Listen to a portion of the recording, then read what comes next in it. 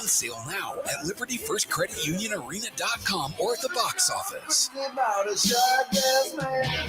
Sorry, but we actually have a wait list for our Monstera. Shaw's greenhouse is really bringing in the green. We can't keep snake plants in stock. She needs a construction manager to build on her roots and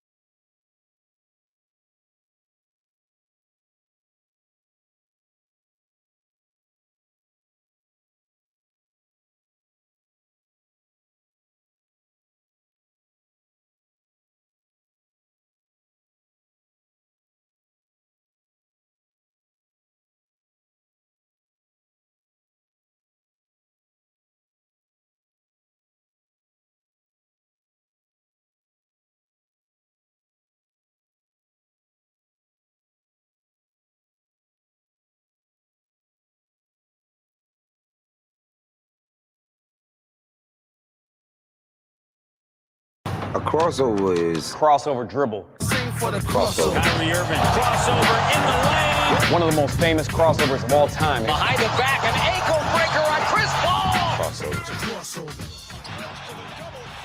The crossover continues to evolve. All right, time for the crossover. It's brought to you by Everlow Concrete Repair in Omaha at everlowconcrete.com. Hi, guys. Hi. Oh, sorry. Hi. Feels like football. Looks like football. I don't know Wanna if it talk some feels football? like football. Feels is strong. Are you sure? Yeah. Not like when you went outside today, you were like, this feels like football. I was not like that. No, I went, ooh, Canada's on fire again. Oh, the air quality is bad Yeah, again. Can't see the sky, and I'm sweating. So not football. So we're It is blaming hazy. Canada today. It's Yeah. not Kansas. This is coming from Canada. yeah, it's got to be yeah. the fall north winds. I heard it was Canada. It's gotta on the be Canada. news. Got to be Canada. Shut In down. springtime, it's Kansas, and fall time, it's Canada. Shut down that border. Yeah, I agree. Stop the smoke. Great take. Stop the smoke. Before we talk football, I got a problem with a local donut place. I wonder if you guys have encountered no, this. No. Hope it's not Winchell's. We love local So, donut places. It's not just donuts, but this is something that has happened to me. Why do businesses put you to shame when they're out of the product they're known for and you show up like, let's say 11:30 in the morning and they're like, nope, we're out of donuts. Missed it. If you would have been here at 9:30, we had donuts. But you're here at 11:30, we don't have donuts. You know why we don't have donuts? Because they're so popular. And you know what my response is? You're a donut shop. Make more friggin' donuts. But they put you to shame like you didn't show up earlier. And they almost like a pride of, we don't have any. It's literally little in bit the of name. that going on for sure. Literally in the name. Is it only a donut shop? No, there's other places like barbecue places will sell Yeah. out of a Yeah. certain meat, Oh, Right. yeah. but Burnt they ends. let you know about it. That's how you know it's good. We'll have it as long as it's here. Yeah, as long But as do it's they need to throw it in your available. face? You know what? If you would have been here at 11, you would have gotten them. You're here now at 11:45. Woo, they're gone. Yeah, because my response is, are you still open? Well, if you're open, then you should prepare for the end of your business hours to sell certain products, if that's a very popular product. I don't care about your food cost. I don't either. I don't care that you have 12 dozen donuts left over at the end of the day. That's not my problem. I'm here to give you money. Yeah. Yeah. I'm the customer, and as they always say, the customer's always right. If it's in your name, you should not run out of that product. We've got plenty of I zone. agree with that. If it is in your, I would agree with that. It's very difficult for some, they don't know If how you're many people donuts are and gonna stuff, and you got still plenty of stuff, but you don't have the donuts, that's a problem. Maybe they get an unexpected rush. Something happens, they get an unexpected rush. Oh, sorry. Aren't we're good businesses Or prepared for what that? if a barbecue place is just messing with you they want you to think that they have great ribs, so they don't make many ribs. Uh-huh. So they're gone. Like, let's say they start at 11. It's possible. By noon, they're gone. You show up at 12:30 and you go, oh, man, I'd like the St. Louis ribs. And they go, nope, they're gone. Could be happening. Could be. Yeah, create demand. Could be happening. The mystique. Yeah. Should have been in line at 8:30 like everyone else. Yeah.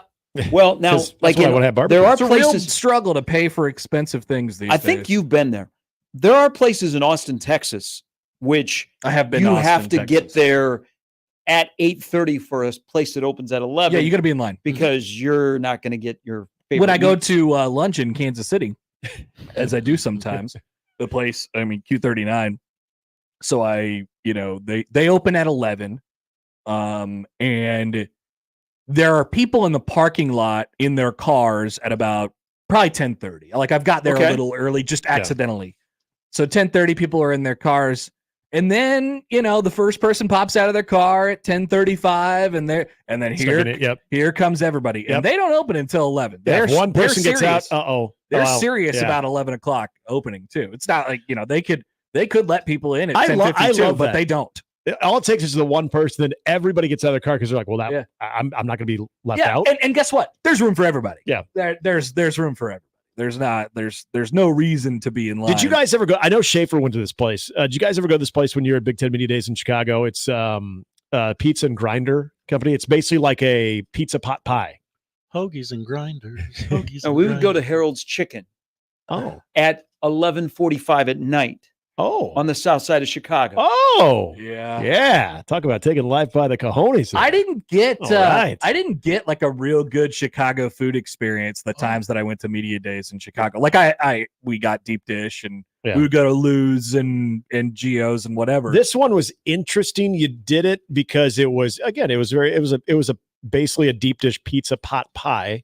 But it opened at 11, and if you weren't there by 10, because it's a smaller sit down place, you weren't getting it. You know what they never sell out of in Chicago? Malort. They got plenty of Malort. Which, by the way, I agree with you. That is awful. They have a marathon where it's the Merlot marathon. Yeah. And you pay $50 to get in, and like every half mile you drink. It's horrifyingly disgusting. That is such a disgusting But drink. when you're in Chicago, you have a shot of Malort. I thought and sometimes it gets a little wacky. Ask the 24/7 sports team.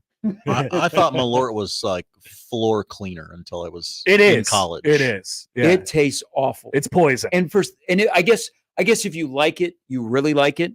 But I had half of a glass once, and I was like, no, I'm done. I mean, it's poison. Yes. It's literal poison. It will cripple your body. And I think we did a shot of it. You do a long time ago. A glass of it, man. You don't have like a Malort, like on the rocks. A Malort and water. You don't have a Malort cocktail. I did not have a Stein. No. But we did go. I outkicked myself on this one. They were really selling it. The one year I went over to the Billy Goat underneath the bridge there. It's like dark and cold and wet and damp in there, and it's disgusting. And they're like, "You want some Malort?" Everybody in Chicago's doing it, and this weird, crappy burger. I'm like, you know what? Yes, I do. It's been a long day. And they have the frosted mugs there. That's another one of their things at the Billy Goat's Tavern. Horrifyingly disgusting, but it's what you do. Yeah, it's what you do. That's true. Yeah, the pizza grinder place. I know it was rare. It was interesting. I did it, but you had to be in line early. I know Schaefer had gone there on a separate occasion. It was fine. I didn't know if you guys went there or not. Here's an email from John. Hi, John. Subject line, feels like football. Connor, you have to remember Gary sleeps in 88-degree bedrooms under a comforter. 75 degrees probably feels like football. With the chill in the air. When the fans are just right. Hey, I'm telling you, I am going to prepare because I know that beginning Sunday, it's going to get really warm. I'm going to be fully prepared. AC still will not come on. Again, that's insane. You've gone this long without turning it on. Why would you now?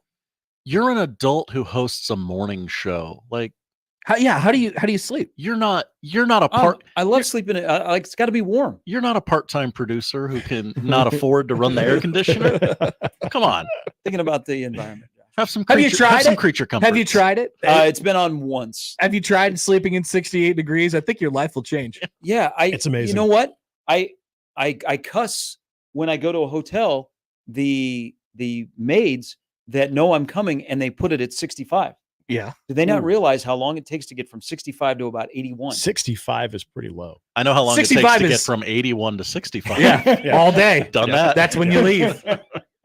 You're like, I'm out for the day. I got to go see this town. My room's too I hot. can't sleep when it's cold. Yeah, that's crazy. See, I'm the exact Yeah, opposite. you're not. I think Gary's the exact opposite of just about everyone. My blood thinned out, and so I don't have a problem with the heat. Good job. I mean, more power to you. I Did suppose. you grow up that way? I Or don't is this think a so. Florida thing? I think this is a Florida thing. Okay. Because I got used to the heat in Florida, Mhm. and I wouldn't turn on my AC. But I lived in a place where I got a nice little breeze, so I adjusted. It's okay. You guys should So try it it one makes time. sense. Just come It on feels over. like football. Hang out. You can sleep on. You I- know, You wake up in the morning and I- your thing says 68 degrees, and you're like, wow, this is I had cold. almost a 2-week stretch where I tried it this summer. It was not fun. good. Not for me. Not right. good. Just not for me. Not what During you the want. CWS too. Not for me. Also, John says that he went to Arby's and tried to get a roast beef, and they said that they were out of roast beef. Whoa. Oh, okay. Yeah. now that's Nope. okay. Nope. It's literal in your name. Yeah, and it's a fast food restaurant. You have Like, the it's not meats. it's not a local, locally sourced. Now, if the It's truck, not like the if burger. the truck broke down and the Arby's truck never made it to that location, they just shut down for the day. Yeah, we're out. Supply chain. Right. Yeah, You can get your potato cakes though. That is, I mean, you bring like more and more. You go to these places and they're like, "Yep, we're out of that. We're out of that. We're out of that." I'm like, okay, why don't you tell me what you do have, so I don't have to look at this entire menu. That's what you just say. Why are you open? Thank you for being open, because Yeah. when I go up to a store now, I have to wonder, is this place open? Exactly. Which I didn't used to have to wonder. Mhm. Because of a staffing shortage, we're closing at 6:30 today. Well, I noticed more places that used to be 7 days a week are like 6. Mhm. So Mondays, I've noticed a couple of places I like to frequent are shutting down on Mondays, giving the staff a day off. A lot of places in A mental Lincoln rest. not open on Tuesday. Yeah, Lincoln closes. The Really? whole town closes at 7:30 p.m. Mhm. So just On a get ready. Tuesday? Tuesday's a weird day. Yeah, like Sunday, Monday. Oh, Yeah. I've seen Okay. more of the Monday thing. there were a couple But Tuesday restaurants Tuesday? that we tried to go to. I'm like, really? Tuesday you're not Yeah, open? there's that's no weird. rules in Lincoln. Seriously, Lincoln shuts. I mean, especially after COVID, but Lincoln as a town just shuts down at 8. You just don't plan on going anywhere. Can you buy liquor on Sundays? You could buy liquor conveniently anytime you'd like, at any point in any day. That was the weirdest thing being in Kansas once. And we're like, all right, we're going to get we're at a baseball game. We're like, all right, let's go Start get some boozing. beers afterwards. And it was closed because it was on a Sunday. Yeah. Like, what Well, the hell? Hey, let me tell you guys, next time you're in Utah, it is open for business. You can get beer at the grocery store. Whoa. Pretty sweet deal. Hello. Has not always been that way. I've, Did you? Never experienced Because you've that. been out there a couple of times of I late. have. Did you go to a bar? Did you have to buy a membership? We went to a bar and grill that had beer on tap. We had to stay confined to like a 12 by 12 area, and we had to order food with it. Wow. It's like the smokers section. Mhm. Yeah. Look at those idiots drinking. We were prepared for the membership Yeah. thing, Is it- but that didn't. I don't know if they Is were it alcohol or non-alcohol? looking the other way on that, or I've Well, never been to Utah. It sounds so- fun. I never have either. Salt Lake City It's is beautiful. beautiful. It's beautiful. Yeah, I've the, never the been. Salt Lake City area, which just got the Olympic Oh, Games again, the Winter again. Games. congrats, Mitt Um, Romney. The area is really, really beautiful, regardless of the year. Now, because of the Salt Lake is drying up, there is during the winter, there is this like haze that hangs over the city. The air quality isn't the greatest, but on a sunny day, it's a beautiful place. I have a friend who has lived in Salt Lake City forever, and he is Mormon. So he tried to explain to me going to a bar and that we'd have to buy a membership. And so I said, oh, so it's basically like a cover. He goes, well, yes and no. But it was very, very, very odd That is because super not weird. every place you could go in and drink. And I'm like, why not? He goes, Need my well, you liquor have to membership. understand. Let me explain. And I'm like, nah, that's too long. Different. It's in Daniel. Amazing Daniel says this now. Like you don't realize how different it is until you kind of move around and you start going to, and you're like, what? This is not the way it is everywhere. Well, he can attest because he now lives in North Carolina. That's right. Right, exactly. Yeah, it's just completely just little things here and there that you can always depend on are just completely different. Enjoy those discount license plates, Amazing Daniel. Yeah, North Carolina. I assume. I don't know that to be true, but You mean they're more expensive here? I would imagine so. Many yeah. things are more expensive Yeah. here. Yeah. Try coming from Florida to register your car to here. Let's say you get a 24, nice car, probably about a $400 difference. Yeah. Yeah. $400 more to register your car here. But we're gonna do mobile gambling, and so all that's gonna be gone. We're gonna be the cheapest state again. And those And we'll people have in the unicamera are going to be in a special session until Labor Day. Oh God! And they have no idea what they're going to be I discussing. just love the sin tax.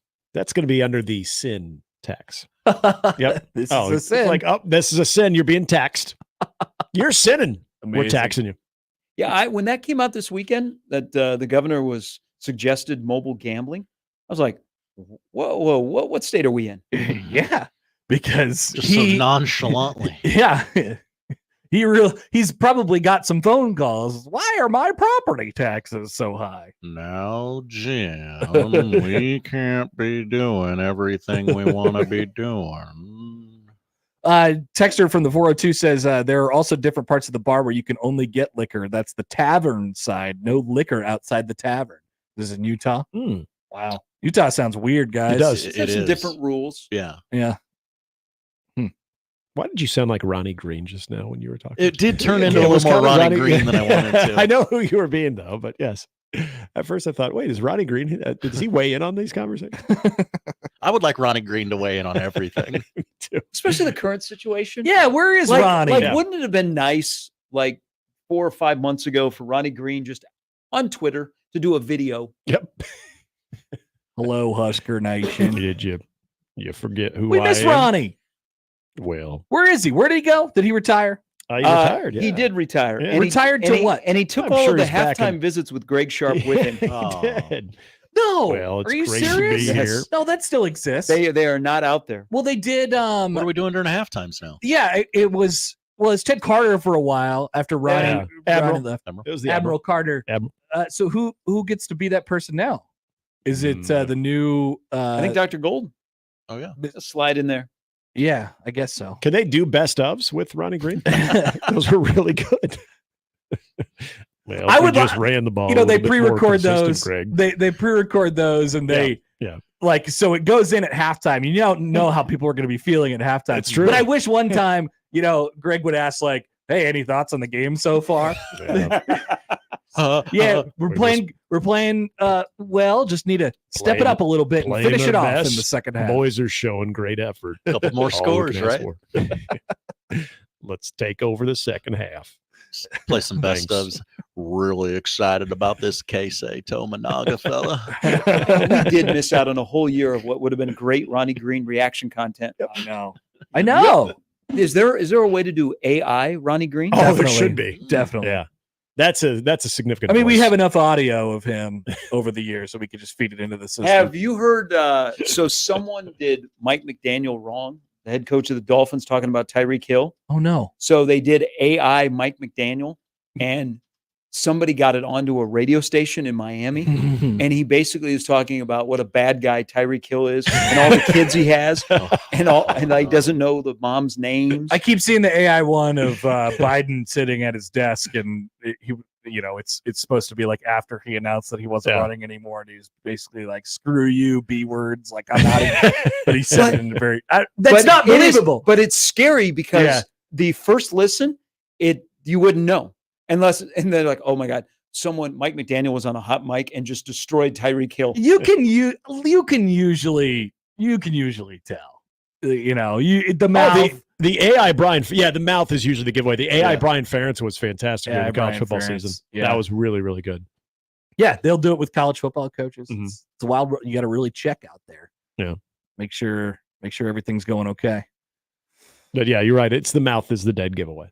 Yeah, absolutely. Well, guys, Is that Heather Dinich? That is Heather Dinich, I think. I can't. yeah, the new college football playoff commissioner is speaking right now at Big Ten That is Media Heather Days. Oh, interesting. The Did she go to every conference? I'll bet not. I miss the old. She was at the SEC. I know that. I miss the old college football playoff commissioner, Mr. Hancock. That guy Bill? was awesome. Bill Hancock. Bill would walk around in his full suit, khaki pants, and tennis shoes. Oh, and that guy just really liked football. It's because he's on the go. That's why he's wearing the tennis shoes. That's how you know he's a regular guy. Yep. Yeah. He's just one of us. He's out now. Now we got this guy. How awkward would it have been if the now former Nebraska athletic director, but then would have been current Nebraska athletic director, got that job and spoke at Big Ten And he's at Media Big Ten Days Media this Days. year? And he still has an N lapel. Bleep you, N pin on his lapel. Yeah. Oh, I forgot. I N should have stands for national championship. Yeah. National College Football. Maybe he's Playoff. being asked about the Rose Bowl right now, and it's necessity to play on January 1st. But the parade. The parade. It's the parade. The So, parade's a big deal. This whole Rose, I mean, this is insane. The Rose Bowl is like absolute. We have to play on January 1st. They cannot play on January 8th. It would crush the bowl game if they had to play it on January 8th. It would make the sunsets different, things like that. We want to be a quarterfinal from now until eternity. What a weird thing that we're dealing with. Parade. I love tradition. I'm a big fan of tradition, but that is crazy. What would Hoda Kotb do on January 1? She'd be talking about the parade. Nurse the hangover. Yeah. There you go. There you go. They're talking strength of schedule right now. Strength. Oh, How important is strength of schedule? Lieutenant General Richard M. Clark. Do you think Rutgers can make the playoff this year with that crap schedule? He says it is going to matter. Oh, interesting. Yeah. Okay. As well, it should. All right. How much? We'll find out. That's good that it will matter. Thank God that we got this out of the way on July 24th. We can just move on now. Well, guys, have a great day. Enjoy. You Matt too. Rhule is an hour away. Hello. And then Rule's on a taped McAfee segment. That's right. 12:04. Yeah. Whoa. Is he going to say the F word on there? You can. He You can. He can. Yep. So He drop one in there? did say the S word last time, didn't he? I thought he did. I thought he snuck one in. Syntax. Wow. Yeah, he should be taxed. Oh, he should be taxed for that. just to mess with people, Pretty sure he where did. they'll go through stretches where they just mute everything. That would be fantastic. Yeah. If they went through like a 25-second stretch with Rhule and Rule's talking and it's muted. There wasn't Like, whoa, he's just unleashing right now. Wait, is that's over? There wasn't more questions for the playoff commissioner? Side session. I'll get you at the side session. He'll Fine. He'll be down on the 35-yard line at 11:30. You'd like to speak further with him? And then everybody crowds around him and they ask Two. him 100 questions. 2 questions were asked. 2 questions. That was it? To the college football Jeez. playoff leader. Hey, it did seem Wow. yesterday that there were just like only a couple of guys were asking questions. Mhm. Nobody wants to get up and grab that microphone anymore. Well, because they don't want to give away their question. Oh, yeah. That's a good Is point. it a thinking on the fly thing? Can we not think on the fly anymore? No. Like I would think that you go to media days with some prepared, things that you'd like to talk about. And they're not Oh, all I didn't- being used. I didn't know that guy was going to be there. I don't have any questions. Oh, You mean it's like when someone lines up in an even front and just throws your entire playbook? Yeah, your you gotta throw offensive game half of it plan? out. Yeah, you got to Yeah. throw half Oh, of it out. dang. Ryan Day's here. I don't got nothing for you, Ryan. I Thanks. wasn't prepared for that one. Hey, Thanks, Ryan. I'll be better next year. Don't worry, I'll have him. I'll have him next year. Will you be here next year? I don't know, but I will. All right. Have fun, boys. See you guys later. Bye. That's the crossover powered by Everlevel Concrete Repair in Omaha at everlevelconcrete.com. It's Wednesday. We'll start things off next. That's the crossover.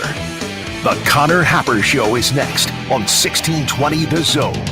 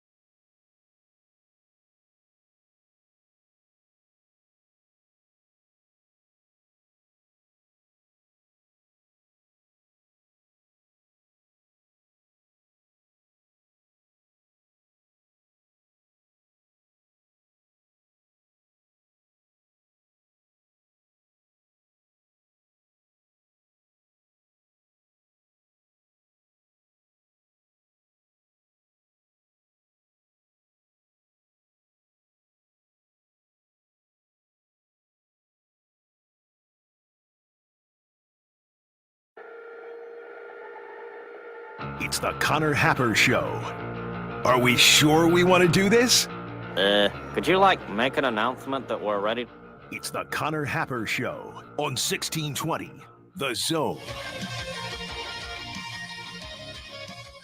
All right, welcome in. Happy Wednesday. It's the Connor Happer Show here on 1620 The Zone and on 1620thezone.com. Connor Happer, Josh Hodson with you. Hello, and welcome. It's Nebraska Day at Big Ten Media Days. Matt Rhule's big press conference will happen in 1 hour. 1 hour. Set your timers. He'll We're be up doing there, this. and we'll hear it live right here on 1620 The Zone. Before that, though, we heard from the new college football playoff executive director. I keep saying commissioner. I guess it's the same thing when you put it all together. But he spoke before. Got two questions. Definitely weren't any more pressing issues about the playoff.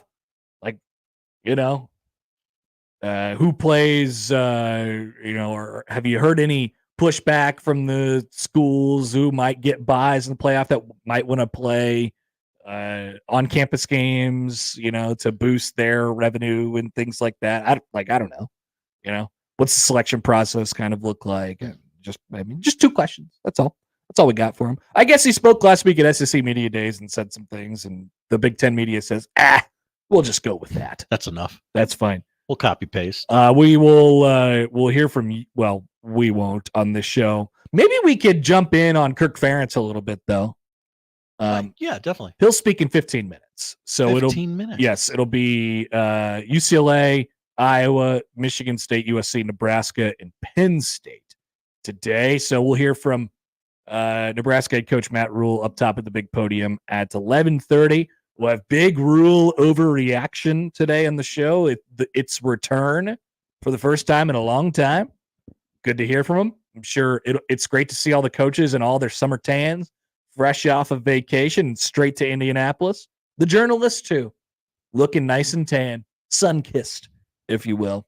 A lot of them took that first part of July off. It's working season. The tweet bag is open for your questions and your thoughts and your concerns. You could even use this concerns. I guess I can only do that. I used it last night.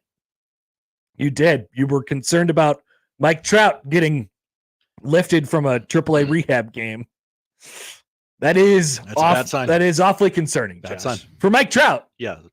And for baseball a little bit, yeah. but definitely for Mike Trout.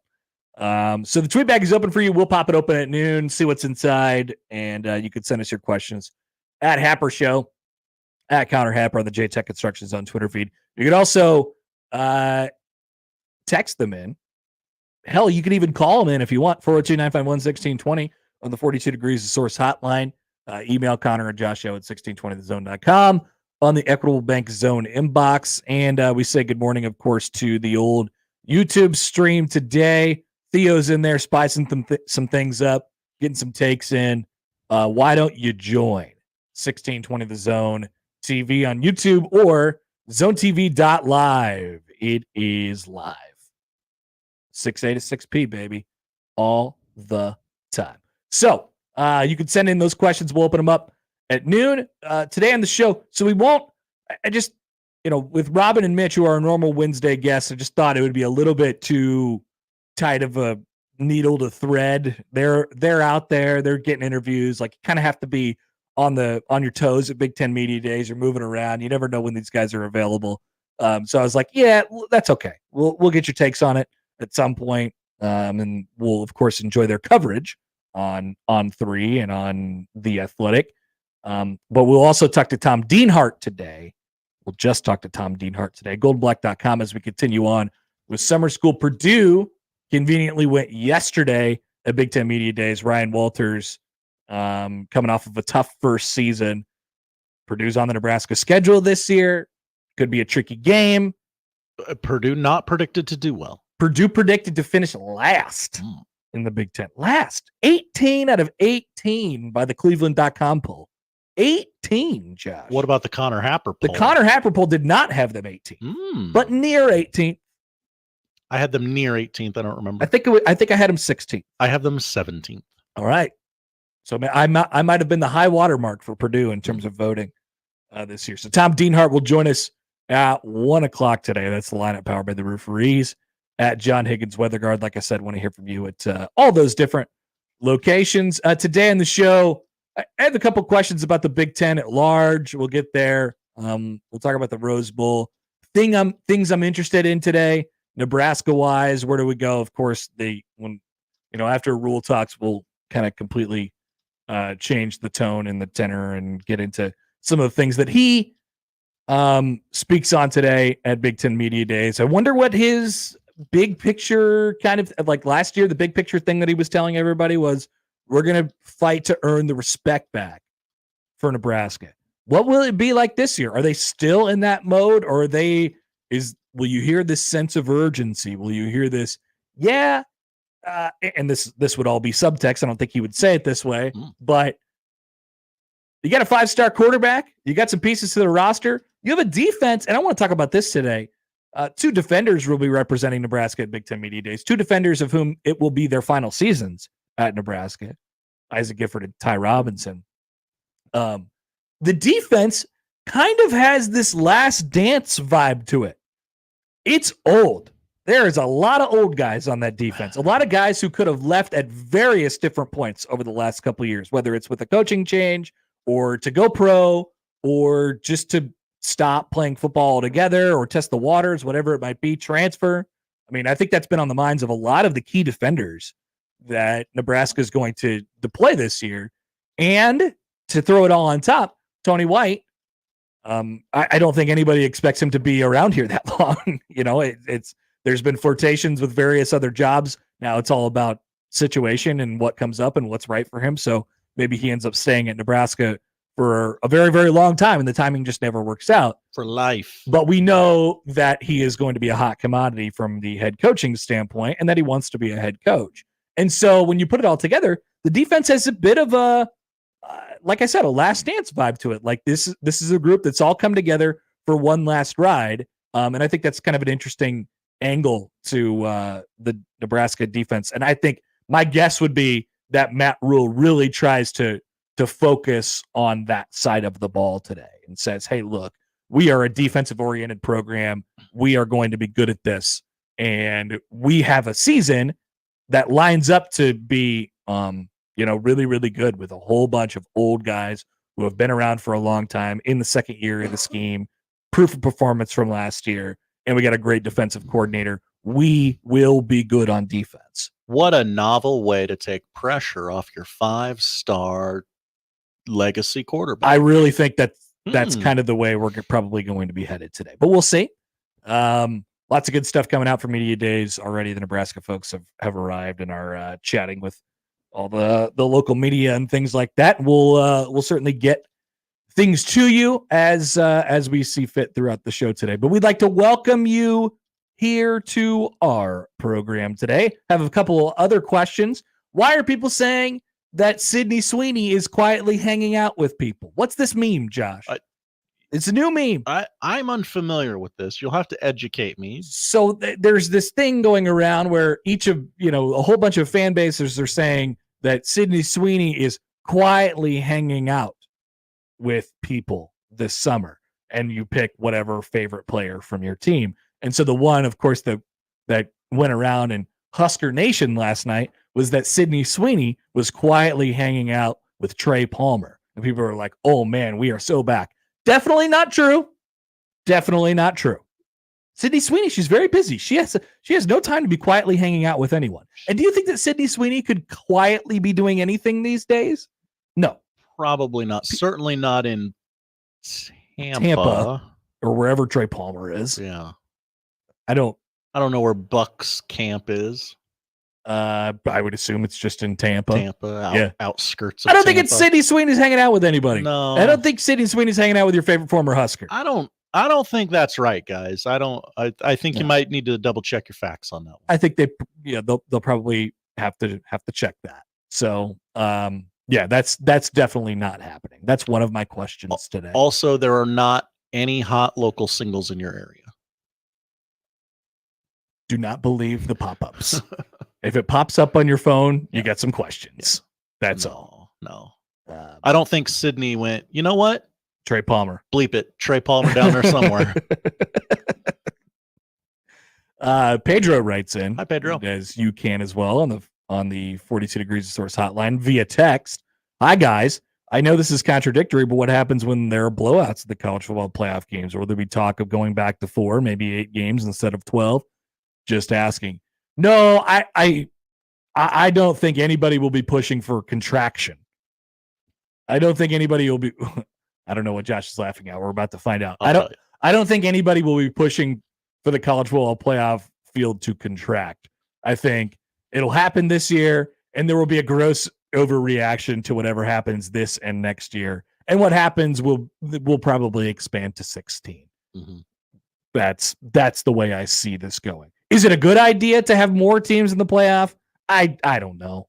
I don't think so. But I don't think anybody's going to be pushing for like anybody, meaning the powers that be. Like nobody's going to sit there and be like, yeah, we're making really good money from the playoff. Look at all these extra games that we have right now. Let's do less of that. That would never. That's just not. That's not going to happen. Not the way we operate. From the powers that be. Okay, what was Josh laughing at? Well, first of all, just on the Sydney Sweeney thing, never believe anything from an account with the @ of Buck Bleep Crazy. Yeah, don't. Also, interesting graphic that you have up there, Josh. Yeah, no, just you got to tell people. Some of the olds might not know who. Oh, Sydney that's Sweeney who that is. Yeah. Okay. Yeah. So that's why we put her on the screen there. Like, isn't Sydney Sweeney engaged? I'm being told now that Sydney Sweeney is engaged. Oh, then she should be quietly. Maybe that's why it's quietly hanging out with. Sydney Sweeney and PSU football player Drew Aller have been quietly hanging out this summer, per my sources. Like I said, I don't think that's true. Everybody is every college football fan base is like, yeah. And here's how you know this might not be real. This just in from the Omaha Storm Chasers. Oh, good. New, Sydney Sweeney and Stormy have been quietly hanging out this summer. Interesting. Stormy getting after it. Yeah. Nice job by Stormy. What about Vortex and Sizzle? Well, you go through the Rolodex of Omaha Storm Chasers mascots, and then you leave town. I am reading some of the feedback here from new UCLA coach Deshaun Foster, who's currently speaking at Big Ten Media Days. Not going so well, apparently. Josh, maybe we want to actually a little audio tune in for this. So, it's carrying over into summer training and everything, and I'm just excited to see if we can bring it back in training camp. Oh, that's it? Hey, Deshaun. Colin Wilson with the Action Network. Chip ran a lot of inside-outside zone. Do you have any other run concepts you might implement from man, power, counter? That is it going to be more of a heavy rush offense?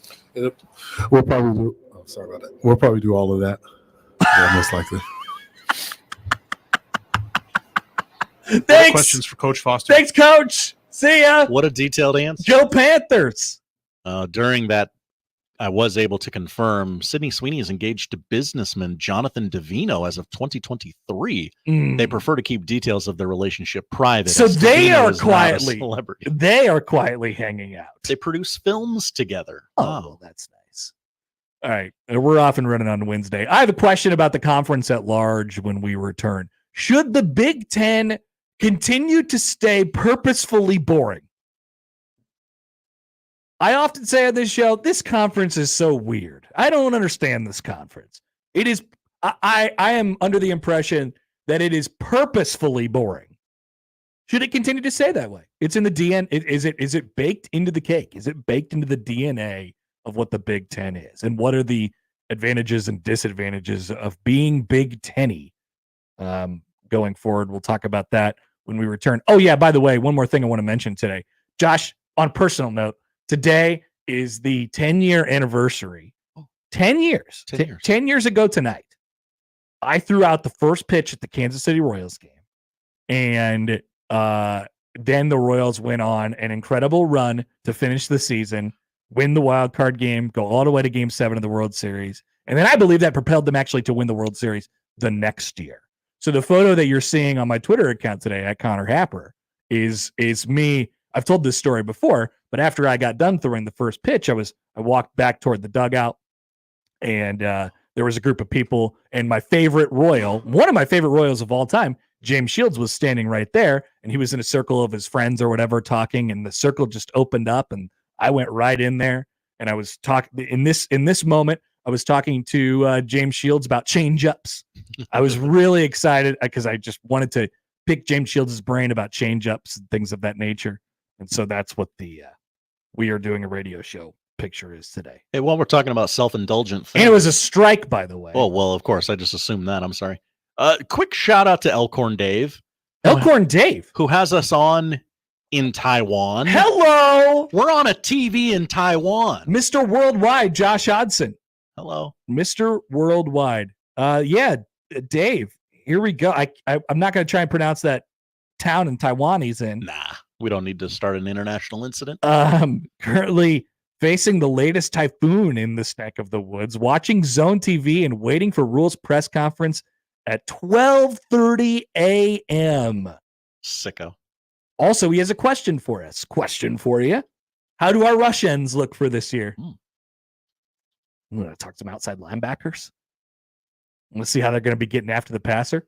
I think Nebraska, here's the answer. Since Dave is listening to us and it's the middle of the night in Taiwan, we owe it to him to answer this question. I think so. I think Nebraska is a defense that will have to rush the passer by committee. Right? Jamari Butler is a guy who can get back there. Okay. You know, maybe Nash and Ty grab a couple just by kind of osmosis. And then there's the young guys like Prince Will and Lenhart. Like, they don't have the game wrecker. Is what you're saying? The positive part is they have a bunch of guys who are capable of making plays like that, right? The game wreckers, but have not, aren't super highly recruited, like there's no Micah Parsons on this team. The scheme should create some chaos. And I like the idea that Nebraska's defense is going to be playing a little bit more downhill this year, given that the offense will be a little bit better. So that's your, like, to the specific question of how are their rush ends, I don't know, it's kind of the same as last year. But I am excited about Nebraska's opportunity on defense to be able to create a little bit more havoc, if that makes sense. I believe their leading sack getter last year was Jamari Butler. That sounds right. I believe we've done this before. We have. So let me pull it up real quick because I want to give Dave a really good answer here. Big Ten sacks from last year, one of my spreadsheets. Yeah, Jamari Butler had 5.5. Oh, yeah, that's right, because the stupid Pro Football Focus fake newsed us, and they were like, yeah, no, Schottenmucker had 7 sacks last year. He's the best. He's the top RT, returning. if you think this is a good take. Give me a break. They had 32 sacks last year. If that number goes up, Matt Rhule always says if they get 40 sacks, they're going to win 10 games, right? So what? 35, 36, 37, 38, 39. Like, you could be in that range as long as you don't give up too many, obviously, as well. Their sack margin was 3. They sacked the quarterback 3 more times than they got sacked last year. Jamari Butler had 5.5. There was a whole bunch of guys with 2, 3, just kind of right in the middle there. Kirk Ferentz is up at Media Days right now. We might check in with him as we continue on throughout the show. Let's talk about the conference at large when we return on the Connor Happer Show on 1620 The Zone.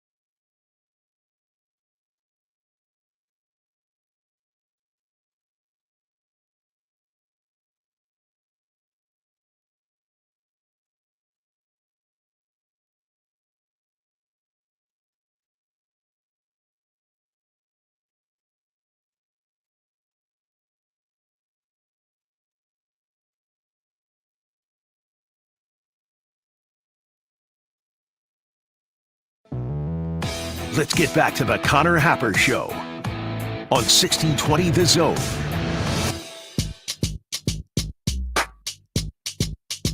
Also, I like the trend of the people commenting on YouTube or Facebook or whatever about where they're viewing us today.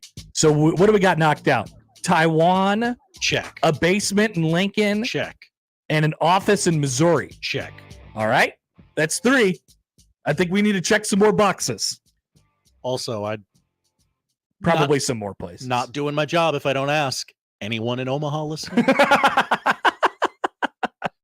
Yeah, somebody please text in immediately and say that they're listening from anywhere in Omaha. Just check that box off for me real quick. I know you're out there. You know, when the teams say in front of a big game, they go out there on social media is like, where are you watching, blank? Where are you watching the Jays tonight? Where are you watching the Skurs tonight? You know, check in, tap in. You really want to put that red pin. You want to drop that red pin in your hometown. Mm-hmm. So we just want to check that box right off the bat.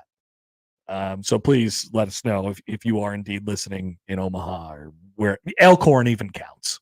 That's fine. Bellevue. We'll take them all. Sure. We'll take them all. Ralston. Papillon. La Vista. Even. Bennington. Okay, here's what we got.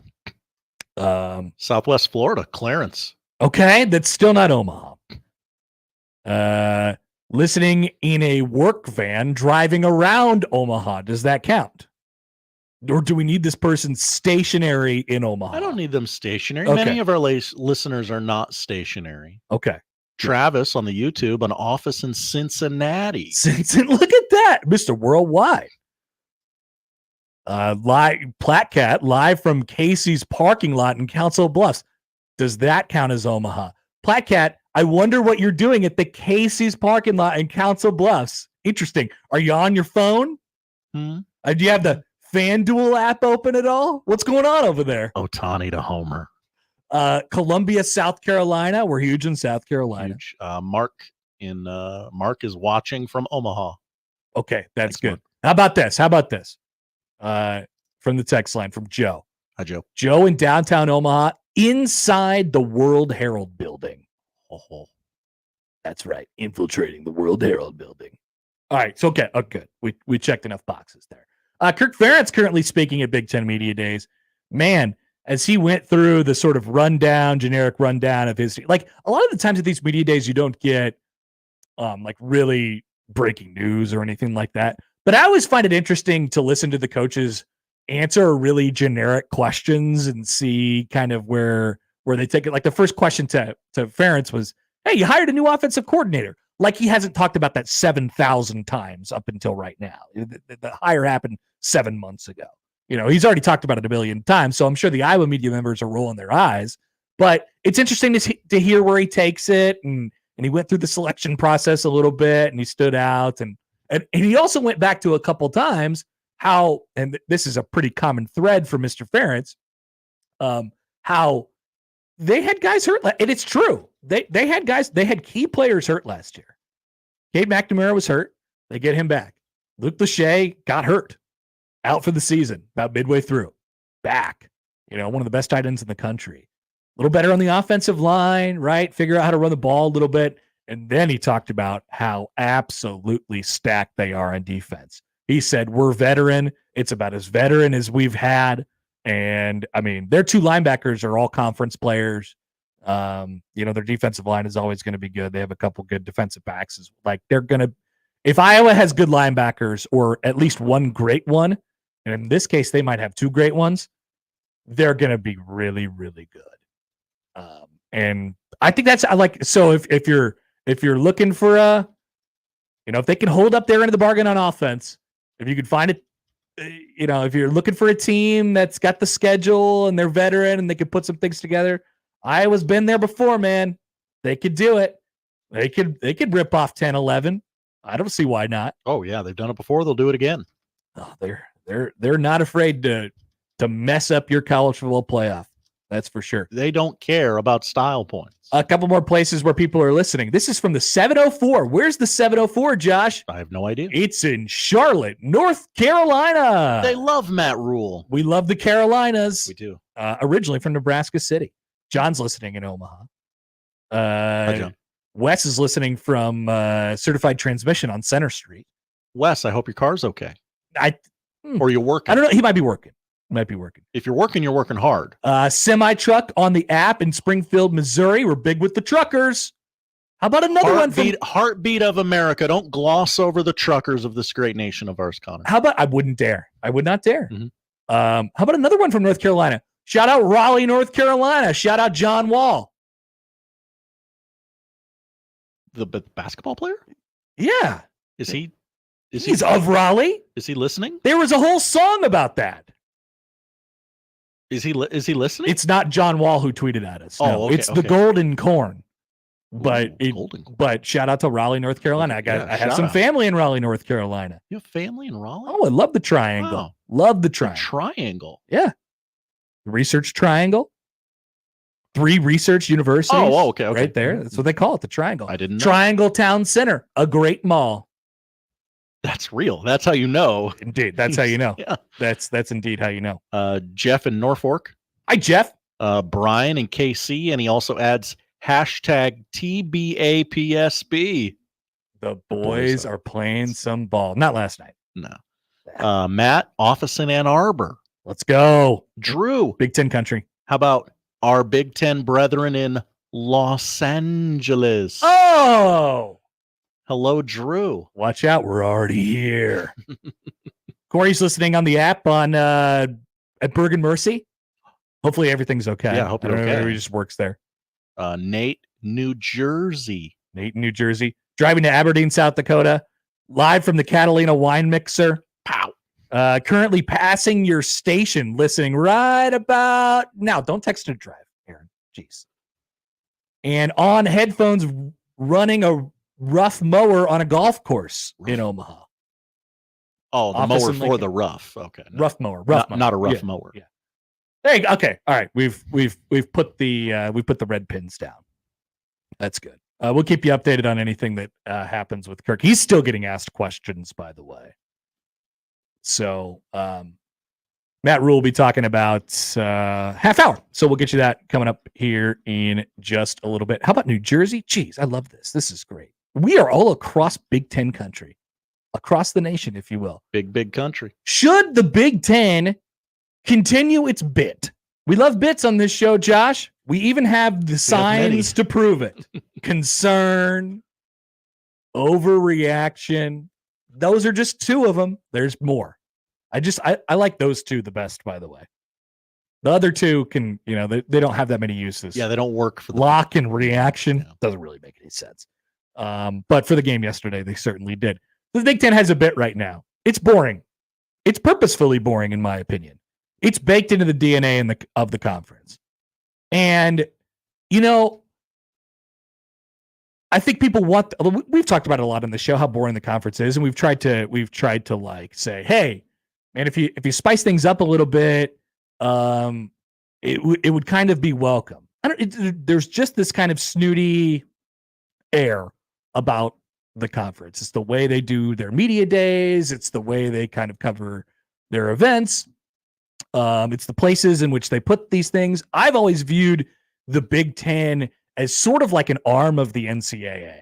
The SEC, if we're comparing, which we are, the SEC does not feel that way. The SEC feels like a maverick. Mm-hmm. They get to set their own rules and do it, and we're not going to conform. Hey, look, there's Doug walking with a head coach, our old boy Doug. He's now doing a podcast. Hi, Doug. But the SEC does not feel that way, right? The SEC feels like a conference that creates its own rules and won't conform to whatever rules that is put down in front of them, and says what's on their mind, and has the schools and their fans buying into those narratives. SEC. We are the SEC and we're better than you. The Big Ten doesn't like saying that we're better than you. Very humble. It's humble, but it's also like there's an air of like we're better than you and we know it, so it doesn't need to be said. There's a difference, Josh. Am I right? Okay, yeah, I follow. The Big Ten is not viewed as a risk taker or a trendsetter. And so my question to you is, do you want or need the conference to spice things up. What would that look like? Is adding the West Coast schools enough? They definitely murdered an entire conference. There was that. But that came off as more cold-blooded, right? Didn't it? I mean, think about the way that the Big Ten is viewed, adding its 4 teams that it's adding this year, and the way that the SEC is viewed for adding its 2 teams that it added. The SEC added perfect fits, Texas and Oklahoma. They're proud fan bases. They love themselves. They have great, strong traditions, and they already have built-in rivalries in the SEC. The schools that the Big Ten added, and while you could apply maybe some of the same things if you were a lawyer, you could apply maybe some of the same things to USC and UCLA and Oregon and Washington. There's some interesting matchups that are fit in there, and you have the Rose Bowl aspect with which the Big Ten has always been really, really keen on. But the way it's being viewed and perceived by college football and the country is that was a money grab, and they are adding these schools to keep up with everybody else around them, and they wanted to show that they are, that they have this power, and they'll fling it around, and they care so much about this that they killed an entire conference to do so. They exploded the Pac-12 just out of vanity. That's how the Big Ten is perceived. Texas and Oklahoma were refugees seeking a new home, and they found one in the Southeastern Conference. Yeah.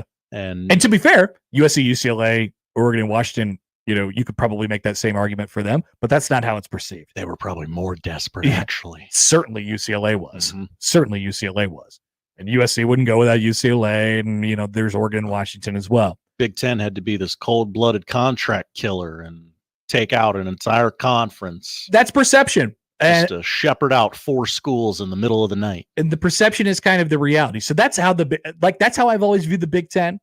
And like I said, it's always felt like sort of an arm of the NCAA to me, and they'll kind of go along with whatever's next, even though, Jim Delaney, really led the charge and conference realignment, TV. I mean, huge on TV deals. He was the one who thought about, hey, like this grant of rights thing, it's weird. We're going to actually have our rights for the entire conference, and then we're going to sell them to the networks. That's how this whole thing really got started. So the Big Ten can say that it's a trendsetter, but it doesn't like to tout that fact, right? It doesn't like to say that out loud.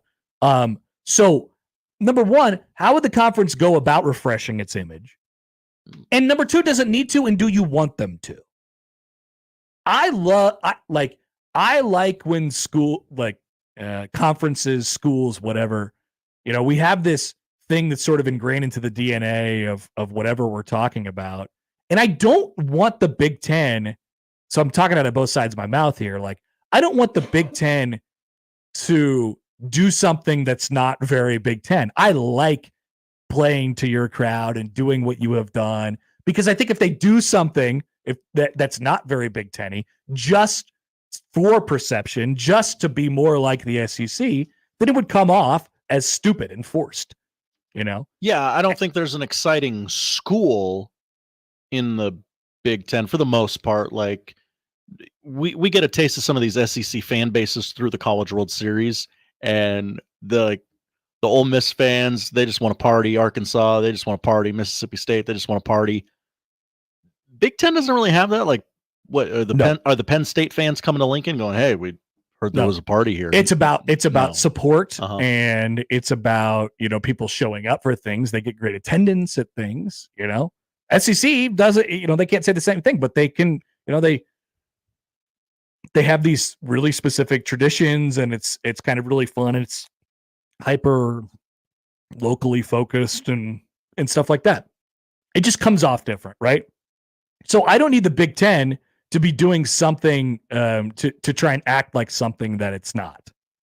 So maybe the conclusion that I'm coming to here is that we are it's destined to kind of just be this way forever. Can you live with that? Nebraska, if we're getting specific now, Nebraska has always been an institution that has viewed itself as a bit of a wild card, as a bit of a maverick. We remember the whole COVID thing. They wanted to play football. They were so different because they wouldn't just stand by and say, I don't think this is right. They said something out loud. I appreciate that. I think that's a good thing. being in the Big 12, being surrounded by everybody else and having to fight against the Texases and the Oklahomas of the world, and being part of these great traditions for years and years and years, Nebraska always kind of viewed itself as I don't know about a loner, but that's kind of always, it was random that Nebraska was so good. It was random that Nebraska had all of this support and they built this college football cathedral and like absolute powerhouse in the middle of nowhere. Right. And now you are one, and I mean, you have been, it's been almost 15 years now. You've been in this conference that it just doesn't, they don't quite see eye to eye with it. So I'm asking you, Nebraska fans who are listening to the show, even if you're in Raleigh or Taiwan or whatever, I assume you're in it for the Nebraska football of it all. Are you okay with it? Like, are you okay with it? Are you good with it? Because this is kind of how it's going to be forever and ever and ever and ever. And the conference, I wouldn't want them to change because it would be against it would be against what they've always done, and I don't think they would do it right anyway. If the Big Ten all of a sudden decided that they wanted to do a heel turn and be like the SEC and create these environments that were perceived like the SEC, they wouldn't do it right. It wouldn't be good, right? And so it's too baked into the DNA of the conference, but it's also a sort of a stark reality of like this is where we are. I realize, by the way, that I'm talking about things like very vaguely, but it's just perception. Like that's what we're talking about. And I hate to always kind of go back to this, but I mean it does kind of always go back to this. It's one of those things. I'm okay with it because Nebraska's in one of those two conferences. Like, you know what? They're fine. Sure, I'd love to have some more personality injected into it, but they're doing fine. It's working for them. Isn't that amazing what it does? Mm-hmm. But now, if they were in the ACC or the Big 12, I'd be like, raise a stink. Get the hell out of there. I sort of wonder about that. And I think that fits. So like, I can't remember a thing that was more galvanizing for this fan base than when Scott Frost got up there and said, we want to play football and we'll play anywhere. And like, we are going to play this fall. Damn it. And then, by the way, they ended up playing. But the subtext to that was like, we're going to play football even if we have to leave this stupid conference. Like we have to do this. Remember, that was the conversation. Remember, there's like 48 hours where they're like, we'll go to the ACC. Yeah. We don't care. I cannot remember a time that was more galvanizing. Just from a really broad picture perspective about Nebraska football. Yeah. And so I wonder about everybody was running hot. No doubt. But so I sort of think about what if sometimes if Nebraska had stayed in the Big 12 and everything else now if Nebraska stays in the Big 12, there's this whole chain reaction of things that don't happen later or do happen later. But if Nebraska is still having to fight for its life in the Big 12, and it is kind of the brand of it, and is maybe making a stink to the network and trying to throw their weight around. That feels like more Nebraska to me rather than being the 6th or 7th or whatever best brand in the Big Ten and constant athletic director turnover and presidential turnover where they don't have any sort of sway within the conference. Remember when they tried to play that game against Tennessee Martin or something or whatever the hell it was? They tried to play a non-conference game in the COVID year. And the Big Ten was like, no, you can't. And that was it. And I hate to, bring it all back to that time because it was such a long time ago, but I'm just trying to illustrate the kind of fundamental thought process differences between Nebraska and the Big Ten Conference. It's not a great fit. It never has been. And so I'm wondering to you, the Nebraska fan, are you this is how it's going to be? Or would you, are you saying now, hey, we got to get on board. We got to embrace our inner snootiness. Or can we continue being this kind of wild card, we're going to push for what we want and stay true to our DNA? Or do we assimilate to the DNA of the conference? Makes me wonder what Oregon is going to think of the conference, because they're a little louder They're not the sit back and sip on some Pinot crowd like USC or Michigan. They brought a big, I don't know if you heard, they brought a big duck to media days and put it in the river. Hashtag big duck. Like, hey, we're here. We're Oregon. We would like to take over your stupid little conference. Yeah. Guess who's not going to do that at next year's Big Ten Media Days? Anyone. Nobody. There's not going to be a giant floating Purdue Pete rolling down the river. That'd be terrifying. It would be horrifying, and it wouldn't happen because it's just not in the conference's DNA. Like somebody, we got an email from the Equitable Bank inbox from Chris. Hi, Chris. Who said the most exciting Big Ten team is Oregon right now. I think Nebraska was probably the most exciting Big Ten team in 2011 when they joined the conference. They were picked to win it right away. And so I think there's always this like, man, they play some interesting football that's not in the Big Ten, and they really do it in their own way. And so in 10 years, are we looking at USC, Oregon, UCLA, Washington is like, yeah, they're a boring, Big Ten school just like the rest of them. That's kind of what Nebraska's become. It's a little disheartening. It's not fun, but you have the giant safety net, as Josh always talks about. It's like, yep, I guess we sold out. I guess we'll take it. There ain't no guarantee on our box, but we feel fine. There's got to be a guarantee on the box. On the box. So I don't know. I just wanted to kind of throw that out to you guys, and as a bigger picture topic, because when you compare the two media days, not that this is everything or even anything, but Matt Rhule always says how you do anything is how you do everything. So how the conference does media days is indicative of, or at least a window inside to how, the conference is perceived. Now the SEC does it. It's the same thing. What's that? You want to take over an entire large metropolitan area for several days and talk about how good you are? Be my guest. That's what the SEC does.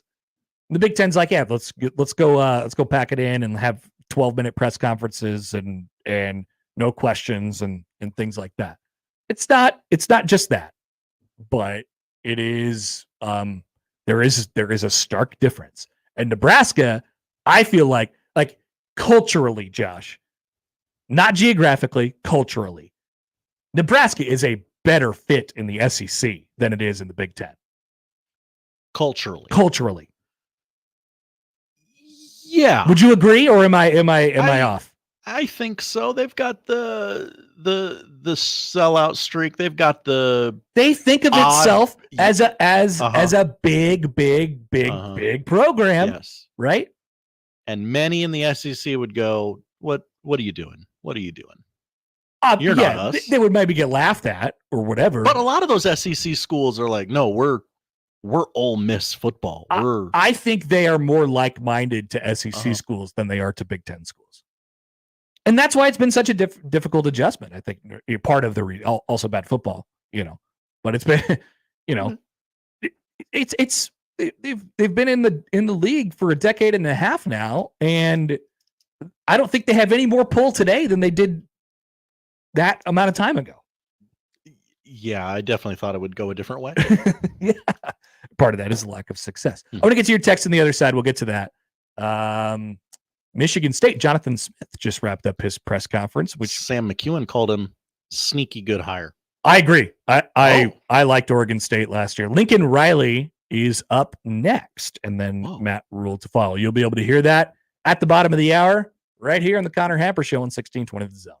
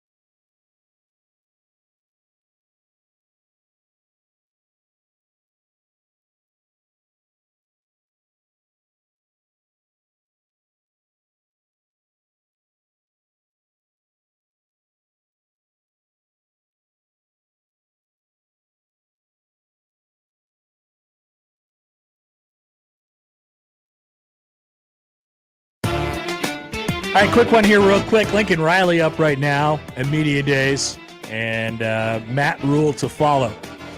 The tweet bag is open. We'll pop it open after right on top of the noon hour. So get your tweets in at Happer Show on the JTech Construction Zone Twitter feed or anywhere else. I also really enjoy seeing where you guys are listening from.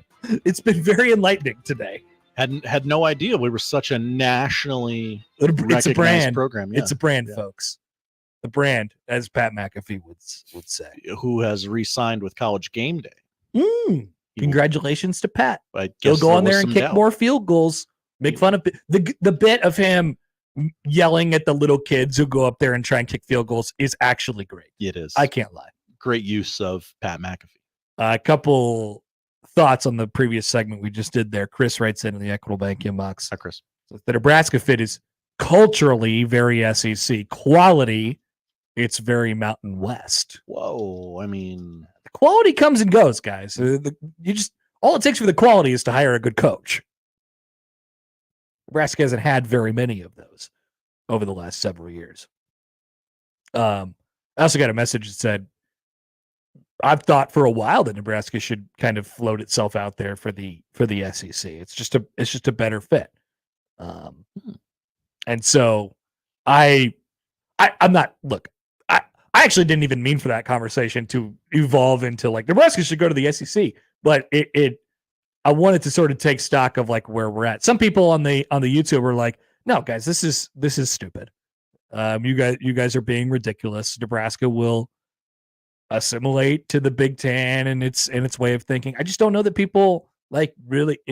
It's been a long decade plus of people trying to embrace this thing, and I think it's been hard. The lack of success has mattered. There's no doubt about it. It has. It's mattered. You'd look the other way on a lot of things if you were winning some games, but I mean, football game day atmosphere is similar to SEC. Maybe. At Nebraska? Yeah. Right? I think they liken themselves that way for sure. Aaron writes in. Hi, Aaron. Actually, Oregon is Pinot country. They sip on it more than anybody. Okay. Shout out to wine. Oregon is actually like a liberal farming version of Nebraska. The wineries there really embrace their inner farmer. But Oregon is absolutely not like the Big Ten. Seattle and Washington are much more like that. People assume that Seattle is the same as Portland and Eugene, but it's kind of not the case. Oregon is proud and loud and weirdly introverted. Seattle sits back and actually thinks of themselves as a big deal. Mindset is closer to Stanford or Michigan, while Oregon is more Nebraska and Ohio State. Yeah, I don't disagrey with that.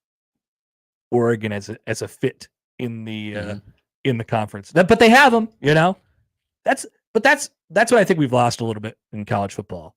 Obviously, like we've we used to have these conferences where everybody in them felt kind of the same way, and they were sort of like the SEC still has that. The SEC still has that. Top to bottom, all their schools are like they just think about things the same way. They have the same sort of viewpoints. I'm not talking about politically or anything like that. Whether it comes to competing in football or competing in baseball or like whatever it might be, they just have. It has a similar feel for it, and it has this kind of one for all for one type of thing. The Big Ten has acquired all these different brands, and some of them fit, some of them don't. Some of them fit geographically, some of them don't. And it doesn't seem to be a whole bunch of like-minded things. But the overall old school snooty DNA of the Big Ten always sort of wins out. It's the Michigan of the conference. As much success and as much power as Ohio State holds in this conference, they're about themselves, right? Definitely. Michigan is if you want a brand that feels like an arm of the conference, it's Michigan, which I hate. All right. We'll come back. Matt Rhule will be up on the other side as Lincoln Riley finishes up. We wanted to get out early and make sure we're there right at the start. We'll be back on the Connor Happer Show on 1620 The Zone.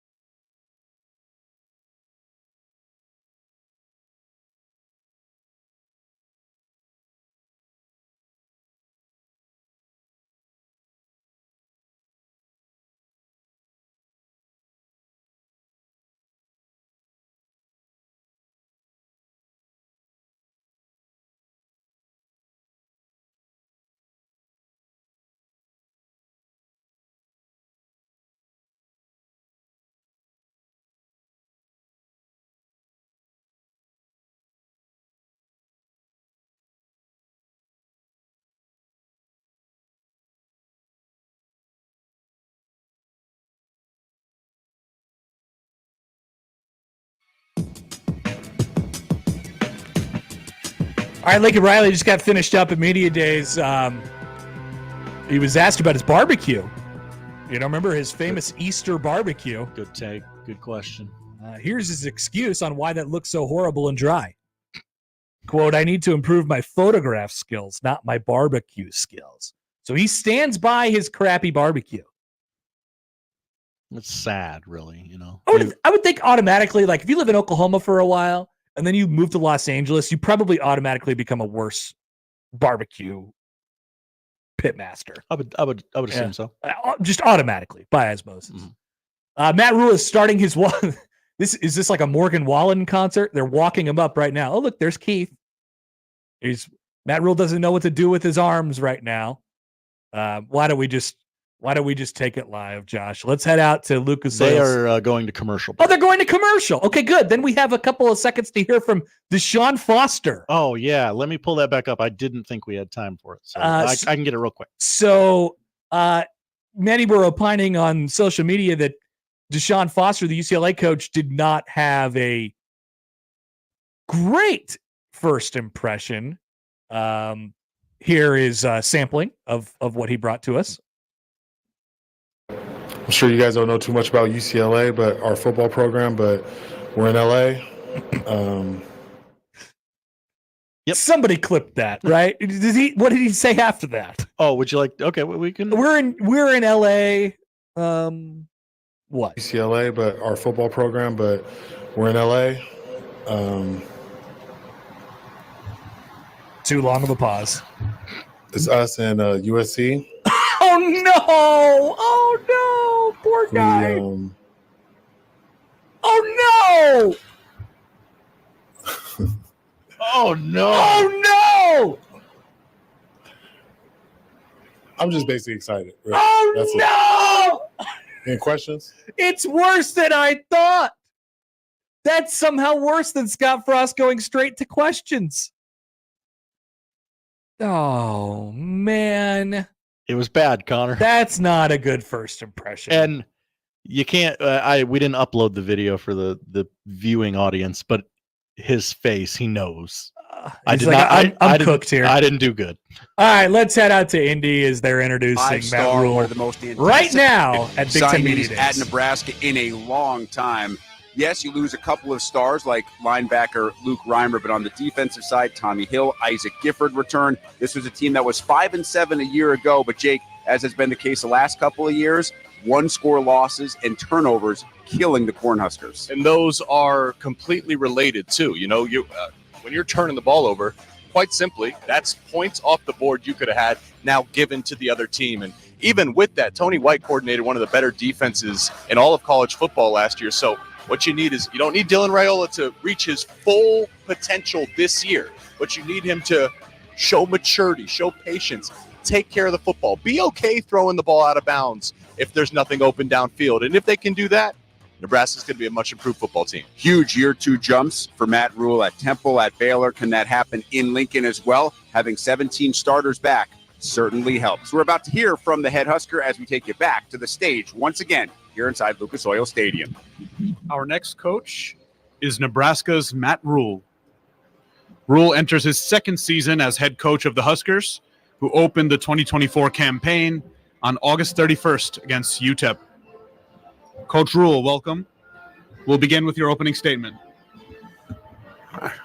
Good afternoon. Thank you on behalf of our team. I appreciate everyone covering us. Thank you to Commissioner Petiti and the entire Big Ten staff. Welcome to the four new teams, especially UCLA, who I spent some time as a student at. So UCLA is always near and dear to my heart. So welcome. Very, very proud to represent the University of Nebraska. We brought three of our best student athletes here, Ty Robinson, Isaac Gifford, and Ben Scott. If you'll just allow me for a second, you know, we brought them. They're all college graduates, over 94 starts, working on their master's degrees. But if anything else, in a day and age in college football where everyone's always talking about who's transferring out, talking about recruiting, these guys and a couple others made the decision to come back and not go to the NFL but play another year. So I'm so grateful to them. I think what we'll see in this new era of college football is the teams that can stay together and have veteran staffs, veteran teams are going to be really good. And I think they've given us a chance to have a really good team this year. So grateful to them. It's been an exciting time for us. It's a great time to be a Husker. Troy Dannon coming in and taking over, I think it's really brought a positive energy to the athletic department. 5 Big Ten championships this year in the athletic department, multiple athletes representing us in the Olympics. I finished 22nd in the all sports standings. And so now it's our time to do our part. We think we have a really good team, and we think that we're a team that people are going to have to deal with this year. And I've liked the way that they've worked. We finished the semester with a 3.241 cum GPA, the highest in school history. The guys are getting it done in the weight room. They're getting it done in the classroom. Now we've got to get it done on Saturdays. So with that, I'll take your questions. Coach, we got first row on your right side.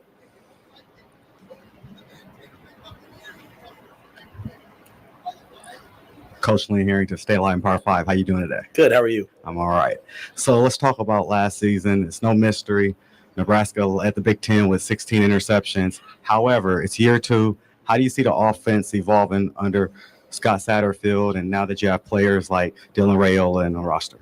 Marcus. Yeah, I thought last year, we played 3 quarterbacks. I think when you go back and look at a lot of things that happened, a lot of guys did do a lot of good things. It's obviously overshadowed with numbers like you said. But, Marcus is a coach that I trust and believe in. We brought in Glenn Thomas to be the quarterback's coach, who we have a lot of history, the 3 of us together. And we have a lot of skill. One of the things that happened to us last year is, a bunch of our receivers we were counting on early got hurt. 2 of our tailbacks got hurt. A couple of linemen got hurt. And in the midst of that adversity, I'm always looking for hey, how do we get better? And we put the Jalen Lloyds in, the Malachi Colemans, young players. And by the end of the year, Jalen and Malachi were good players. So now we enter year 2, and those guys are a year older. Instead of redshirting, they now know what to expect. We have depth at receiver. We have depth in the running back room. We went out and recruited some really good players. We brought some guys in the portal like Isaiah Nayor and Jamal Banks. So we have a deep receiver room, and we have a deep running back room. We have a veteran offensive line, and we have 3 quarterbacks that we know can play. And so I expect us to be great on defense, and I expect us to make a real jump on offense. Last row on your right side. Hey, Coach. Trey Redfield with NTV News and Carney all the way here in the back. Wanted to ask about John Butler. How does his hire help take this defensive back group to new heights in your second year here in Nebraska? Well, John's a guy I've known a long time. And I think anytime that you can hire someone on your staff as a position coach who's been a coordinator, they come in with another set of eyes. I've had a chance to coach against John when I was at Temple. He was at Penn State. Obviously, in the NFL, he was in Buffalo. Just think about in recruiting for those guys who want to go to the NFL, and they're talking to us. I've been in those draft rooms, but John's coached Micah Hyde. He's coached Jordan Poyer. He's coached top 5 secondaries, and so it was unfortunate we had to change that late in the year, but we wouldn't have gotten John earlier. He was at a point where he was ready to get back in and start coaching. It just kind of so happened that I was on vacation at the beach about 2 towns away from where he was, so it was all pretty fortuitous. We sat down, and Tony White's one of the best coaches in college football. He's an amazing defensive coordinator. Terrence Knighton is an amazing defensive line coach. Rob Dvorak, excellent young linebacker coach. I think John will bring some experience, a second set of eyes, and a guy that the players can trust will make them better. Fifth row on your left side. Hi, Coach. Abby Harris, Go Big Red Cast. After completing your first season in the Big Ten, what advice do you wish you would have received? Well, one of the things about being at Nebraska, you do get a lot of advice. Coach Osborne's there all the time to help. Coach Solich is there to help. Coach Osborne tried to warn me about the weather. He tried to warn me about the wind, and I heard it, but I didn't. It was until it was like 30 miles an hour in my face that I was like, oh, Coach Osborne wasn't lying. I think the biggest thing I regret from last year was when you're in pro football, it's kind of quiet, and there aren't bands and things like that. The crowd isn't. And we started our first 2 games last year on the road in hostile environments. Minnesota, they did a great job. they had a gold out for their first game. And so just getting readjusted to the crowd noise and the passion of the fans in the Big Ten, the atmospheres we're going to have to go into, we have to be better on the road. And so I wish I would have taken that. I would have taken that to heart and gotten that advice. But I am so blessed. I mean, I get to coach college football, and some days I've got George Darlington, legendary secondary coach. I mean, I might have Tommy Frazier or Eric Crouch. I might have Coach Osborne there. I might have Coach Solich there. Like, it's a football coach's dream. First row on your right side. Kenneth Berry, touchdown to tangents. Coach, with all your experience coming from, I mean, you go back to the Big 12 and Baylor. Defensively, how excited are you knowing you got all these former Pac-12 schools coming in and they run a lot of up-tempo, and obviously the Big Ten smash mouth football? How excited are you to kind of take on that challenge? And when it comes to just the team, how do you feel like they're kind of really leaning into your message? And do you feel like it's similar to when you kind of had that big breakout season at Baylor? Yeah, I think you can tell when a team is ready to make the turn in their body language, in the way that they walk around the building. It's just confidence. For young people nowadays, there's nothing more than confidence. You know, there's such a fear of failure because everything's evaluated. And I think when I walk through our locker rooms and I walk through our weight rooms and I walk out in the field, I see a confident team. I see a team that understands that games are going to come down to the final seconds, and the narrative about close losses, you know, we're going to turn that into close wins. In terms of the teams coming in from the West Coast, I mean, I don't want to speak for them. I do know that travel and weather are going to be real things in this new Big Ten. You know, having to play and then travel maybe 5 or 6 hours and then play again the next week. Those are all things that the best minds will find the best solutions to. And so we're trying to model everything out as we go. You might play 1 week and it might be 85 degrees, and you might play the next week up in Madison, Wisconsin, and it might be really, really, really cold. And so all of us have our own challenges. I'm kind of focused on ours, but I do know this. You know, Deshaun Foster was a player when I was a GA. Lincoln Riley is one of my great friends in coaching. I've coached against him multiple times. I have a lot of respect for the University of Washington. I think Dan Lanning's a great coach, so I think it's only made the conference better. On your right side here, first row. Heather Dinich with ESPN. I hear this confidence from you, but also coming at a time when you do have to go to USC and you're going to play Coach Foster. How do you balance that challenge of being on the brink of something good with the timing of these teams coming into the league and the Big Ten, just quite frankly, being so much more difficult to win? Yeah, I think that's a great question. Like I laugh with Troy sometimes. Like if Haven Fields, our sport administrator, would have said, "Hey, I want to add USC and UCLA to the non-con," and I'd have thrown a fit. Like, I'm not playing those guys. Well, here they are. So I think you know, when you look at the Big Ten, playing 9 conference games, more importantly, playing 5 road conference games. Not every conference plays 5 roads. Most of them, some of the 18 team leagues, they play 4 road games, and sometimes one's like a neutral site, so they play 3 where you have to go into someone else's stadium. We have to, in the Big Ten, we have to go into someone else's stadium in our league 5 times and duke it out. So, but I think we'll have a lot of access to the college football playoff, and I think 4 teams from this league should get in every year because this is the best league. This is the NFL of college football in my mind. It stretches from coast to coast, different time zones, different weather. Look at That's that. not to diminish any other league. The SEC is amazing. These other leagues are great, but the challenge in the Big Ten is going to be really difficult. Travel, weather, and great teams. For us, you know, we think every game's a big game because we're playing in it, and we want. You didn't come to Nebraska because you wanted to play an FCS slate. You came here because you want the challenge of. I mean, we get to go to the Coliseum and play football. How lucky are we? And so that's why you come to Nebraska. That's why in recruiting, like, competitiveness is like my number one trait, because I want guys who want to prove it on the field, you know, not anywhere else. On your left side, Coach. Coach Caleb Adams, Sports Philanthropy Network. 4 numbers. 3.241. You were the first coach to come up and talk about the high marks academically of your team. I want to give you a moment to talk about the importance of education, and I want to applaud you for being the first coach to mention that. Well, that's very kind, and I'm sure all my colleagues are very proud of very proud of all the things that they've done academically as well. You know, I'm the son of a high school teacher. My dad's a teacher and minister. My mother gave her life to working with women. You know, we lived in New York City, and football has brought me so much. You know, football brought me a bachelor's degree. It brought me a master's degree. I was on my way to my PhD and then got lucky enough to get a coaching job, and this is my passion. So we're proud of the players. We have 20 graduates heading into the season. We'll have 10 more in December. So when we go to our bowl game, we'll have 30 college graduates on our team. And so at the end of the day, you know, we all want to win. But if you don't have a purpose that states that we want to raise great men, that we want our players, you know, I want our players someday to look back and say, my life is better because I played at the University of Nebraska and I played for those coaches. And I can think of no better way of doing that than education, followed closely by community service and giving back. So we're going to try to win on the football field and off. We got one final question on the back right.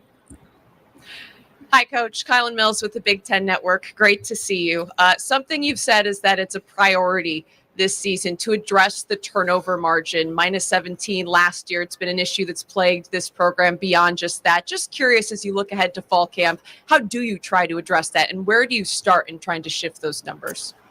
Yeah, you know, it's a blemish. You know, it's nothing I've ever done before to be minus 17, right? And that's, we give the ball away 31 times. We only took it away 14. So both sides have onus, but to give the ball away 31 times, and our season would have been different had that not happened. The great news is then when you look back at a season where we were 5-7, and with 2 games left, that we were still in the math to get to Indianapolis, and you have something that outrageous. You understand that, hey, if we just fix 1 or 2 things, we can be a really good team. We don't have to do an overhaul. We don't have to fire a bunch of coaches. We don't have to change the offense and defense. We really just have to win the turnover battle. And so I think anytime you want to seek change, the first thing you need is buy-in. I think by the end of the year, our players truly understood that, man, we have to protect the football and we have to take it away. We've practiced it. The thing that I've tried to do is, and I want to be a lifelong learner. I'm in Texas this past week at coaching clinics, and I'm sitting listening to coaches talk, high school coaches, college coaches, about the way they're doing things, because we have to find a way to go from minus 17 to plus 7. We have to find a way to get that done. And so we're going to practice it. We're going to coach it. We're going to, you know, allocate playing time based upon who protects the ball, but also who takes it away. And but I think the buy-in came from our players early on. They recognize we need to do this because we have a really good football team. And you know what? If you turn the ball over 3 times, you're probably going to have a close loss. The close losses at Nebraska are not an affliction. It's, you know, we don't need to get out a voodoo doll. We need to hold the ball properly and knock it out, make one more catch, have a little bit more confidence, and go make one more play and win a couple games. And all of a sudden, we'll be talking in a different tone. Coach Rhule, thank you so much for your time. Thank you. Go Big God Red. bless America. God bless our troops. And God bless Matt Rhule. God bless Matt Rhule for taking all of the questions and the things of that nature and really just spinning gold out of whatever he had there. Lots of things to get to. The close losses at Nebraska are not an affliction. We do not need to get out a voodoo doll. You are not cursed, folks. Important thing to remember. It's just about playing good football. I know none of you will remember this when you're drunk and calling into Big Red overreaction this season, but Nebraska is not cursed. Are we cursed? Just fold up shop. No, it's over. We should keep that. We should just save that clip forever and ever and just make it a drop so we could play it. Remember when Matt Rhule said you weren't cursed? Do you believe him? A lot of good stuff in there, guys. I think you continue. We'll have overreaction in a second. We want your thoughts. Also on the questions and was that the Waukesha, Wisconsin lady? I think so. That was her. Many are saying it's her. I think so. Has to be, right? Nice job. We found her, and she identified herself that time. I didn't get her name or remember where she was working for, but we can go back and find that. Someone will do the due diligence and tweet out that info. I think you continue to see something that we've talked about all offseason, which is the narrative about last year is not that they that they really blew a bunch of games and got to, and were 5-7 and whatever, that they were excited about getting where they got to because of what happened and how it went. Rhule said they're going to go from -17 to +7. They want to go from -17 to +7. Interesting to hear him put a number on that. Right. And throwing in there, when we go to a bowl game, I noticed that. I heard that. We'll have 30 plus graduates on our team. That was from the Waukesha lady question. A lot of good stuff. I want to recap it all. We'll dive into it. I want your thoughts, 402-951-1620. But I always feel weird because the first thing we always say after a Matt Rhule press conference is, damn, he's good. Damn, he is good. Very good. Better than Deshaun Foster. Can we officially say this? Hang the banner, Matt Rhule, greater than. At press conferences, at least. Sure. Back after this on 1620 The Zone.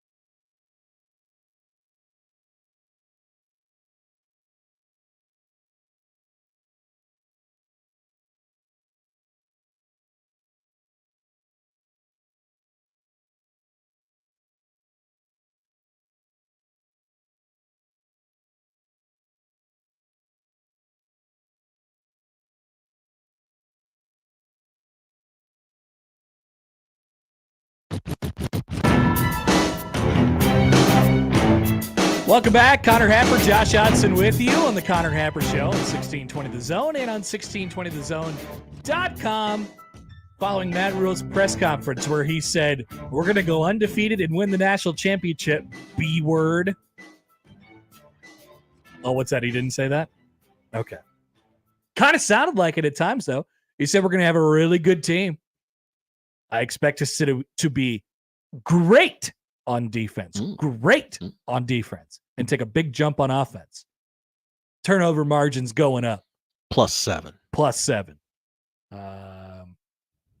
They got kids who were doing great in the classroom. A 3-point whatever GPA. But so here's the main takeaway from me. I know this is the thing after everyone, but obviously he does a great job in those settings. He's in command. He's confident. I think it's not just unfounded. I think he is really confident in his team. He's just generally a confident guy. And as we talked about a little bit during the break, you and I, Josh, he could spin a lot of garbage into good, just as far as the question that he gets, or even as far as what the question is about. Yeah, we might not, I don't know about this, but here's why it's going to be good, or he can turn things around pretty quick. As Goon writes in right now, I can listen to him talk all day. Absolutely, no doubt about it. Good take, Goon. So, the importance right now, the way this sport is, and we oftentimes minimize the idea of winning the press. In fact, I think some people have come to resent the idea of winning the press conference. Right. Well, we can't win why do we win the press conference so much? We can't just win on the freaking field, stuff like that. I think it's, obviously Nebraska has won a lot of press conferences and they haven't won a lot of games. But it's I want to make very clear, it's still really important to win the press conference. It's not just because it's a press conference versus everybody else's press conference. It is recruiting. It is how you position your program. I loved him talking about how the Big Ten's the best conference in America. I think that should be, it's what we were talking about before. Puff out your chest a little bit. Puff out your chest. Say how good you are. Tell us how good you are. There's only one conference that even has an argument that they're better than you. Right. What's good about this? Why is this a good thing? Oh, the Big Ten's bringing in USC, UCLA, Washington, Oregon. National brand. Some people might not like it, but guess what? Yeah, I don't want to play those guys. They're good. Yeah. Lincoln Riley's a good friend. I spent some time at UCLA. We're going to get to go play in the iconic venues of college football. We didn't come here to play FCS teams. You hear him pick up Deshaun Foster a little bit too. Yeah, that was nice. After a bad podium. That is some of what you see in the SEC, right? So I think him being able to do that, and man, if they have some success, he could be a real sounding board for this league. I think he could be a real guy that people go to and be like, what's your take on this? Mm-hmm. He gets some pull. He wins some games. He's got stuff to say. He knows exactly what he wants. He knows exactly how he wants it to look. So I just think, for a program that has struggled the way that Nebraska has, and you combine that with being in the world of college football that we're in right now, as much as you guys poo-poo the winning the press conference thing, I cannot underestimate how important it is to have a coach who's like that. A CEO who doesn't just get up there and say, hey, look, man, I don't know about all this garbage. I just want to coach football. I just want to be with my guys. I know a lot of people think that way. And I think Rhule probably at the core of it is that way. That's why you get into it, right? You just want to coach football. But he's found that he's really good at managing people and obviously developing players and you have to have that. It is so important, especially when you compare it to some of the other coaches around the league. Deshaun Foster's going to catch some real heat for that. That's not a good first impression. It's not a good first impression. That small moment appeared to be too big for him. Yeah, that's weakness, right? And so, yeah, maybe we look too much at this stuff, but I think it's a really good microcosm into how they operate and how good this guy is at understanding the big picture. Because in this day and age in college football, it's not just about playing football. You don't get to play football in your own little bubble anymore. The stuff that's happening around you matters. What other people are saying matters. Perception matters. Obviously, doing it and winning hugely matters. But like how you position yourself is just really, really important. And for him to go up there and be like, yeah, like I'm confident, you know, and you don't really roll your eyes at it because you don't feel like it's fake. Right. It doesn't feel like coach speak. Yeah. And for him to be an ambassador for the program and for all of the athletic department, all of its programs inside the athletic department. Hey, we won 5 Big Ten championships this year. You know, it's your opportunity to go up there and say what's good about going to Nebraska. Come to Nebraska. You're going to win. We're not going to play FCS. Well, I mean, they play an FCS team this year, which Doc pointed out immediately on the text line. He was like, yeah, well, you didn't come to play an FCS team yet. You're playing an FCS team this year. FCS slate. He said slate. FCS slate. Right? Tell us why it's good. Tell us why it's good. And he is. And he knows how to do it. He knows how to do it really clearly and really concisely. And he could spin it all into that. So I just think that's such a big deal. I just think it's such a big deal in this current landscape of college football. He is a true CEO. I also think maybe a lozenge in the morning or a quick swig of water before you ask a question into a microphone goes a long way. Are you shaming the young intrepid reporters? Would never. Who are you talking about? Just a general observation from Matt Rhule's Big Ten press conference. Hey, sometimes you get up there and you grab the microphone and things get moving a little fast on you. And it's gone. Yeah. All of a sudden your words don't really make any sense anymore. It happens. Maybe they never did. Maybe they didn't even make sense in your head. Joel writes in on Twitter. Hi, Joel. It's just good leadership. He's fully prepared, shares a consistent message in front of cameras and behind the scenes. Yeah. But I think it obviously that helps you. It helps your program when you are like that. Like the way that Nebraska's positioned is great, but like it's perception too, man. It's not only important internally because of that consistent message, which is obviously super important to your ability to play football well and have a consistent, coherent team, but also big picture and how you're viewed. And, you get to go out there and say what you want, what's good about this. But not only that, like, hey, I think this should be this way in college football. Not just, yeah, all these changes suck. I'm going along with it, whatever. I think there's a difference. By the way, it appears that Matt Rhule's interview is now being played on Mr. McAfee's show. Wonder if we should check in with that a little bit as well. The tweet bag is coming up here in just a couple minutes. Continue to get your questions in at Happer Show and the J-Tech Construction Zone Twitter feed. Josh, why don't we pipe up Tiny Baby TV again and see what Matt Rhule's saying on the Pat McAfee show. Let me check if the delay's on. Yeah, it's like twofold. It's like I'll have some time where I'm up on the mic talking to everybody. I'll have some time ESPN, Fox, CBS, NBC. But then there's also that they take in the back and they do the stuff, the promos, like what's your favorite Halloween candy, So so you're spinning the football in slow motion. Yeah. I get scared whenever he a little bit talks. of that stuff, but yeah, you get a chance. I got 3 of my guys here, so we'll go to dinner at St. Elmo's. We'll go out there tomorrow with 5 other tems. Kind of give them a quick look over, like how you doing, and then get back to the media. Okay, so who are the 3 guys? You got the quarterback? No, I got I was pretty seniors. I think the guys who've been through the program and battled. So I've got Ty Robinson, our D tackle. I got Isaac Gifford, our free safety, and I got Ben Scott, who's our center. So three great guys for us. I like the fact you got to earn it. Okay, if you're going to represent our program, you got to be at least mature. And obviously, the quarterback position is going to be something somebody's going to ask about. And I can't wait to hear your answer. But I would like to talk about the team as a whole right now. We're not ranked, right? Not ranked. We love that or hate that? We love that. Okay, we do love that. We We love enjoy that. that because your history in college football, obviously, Carolina Panthers are what they are. But as soon as you got back into college football, we got very excited because your track record says, like, okay, once Matt Rhule gets with the program, he's going to build it and build it the right way and going to play great football. Did it at Baylor, did it at Temple, Nebraska with all the, I want to say everything available. Nebraska is a first-class operation. Obviously, a lot of championships.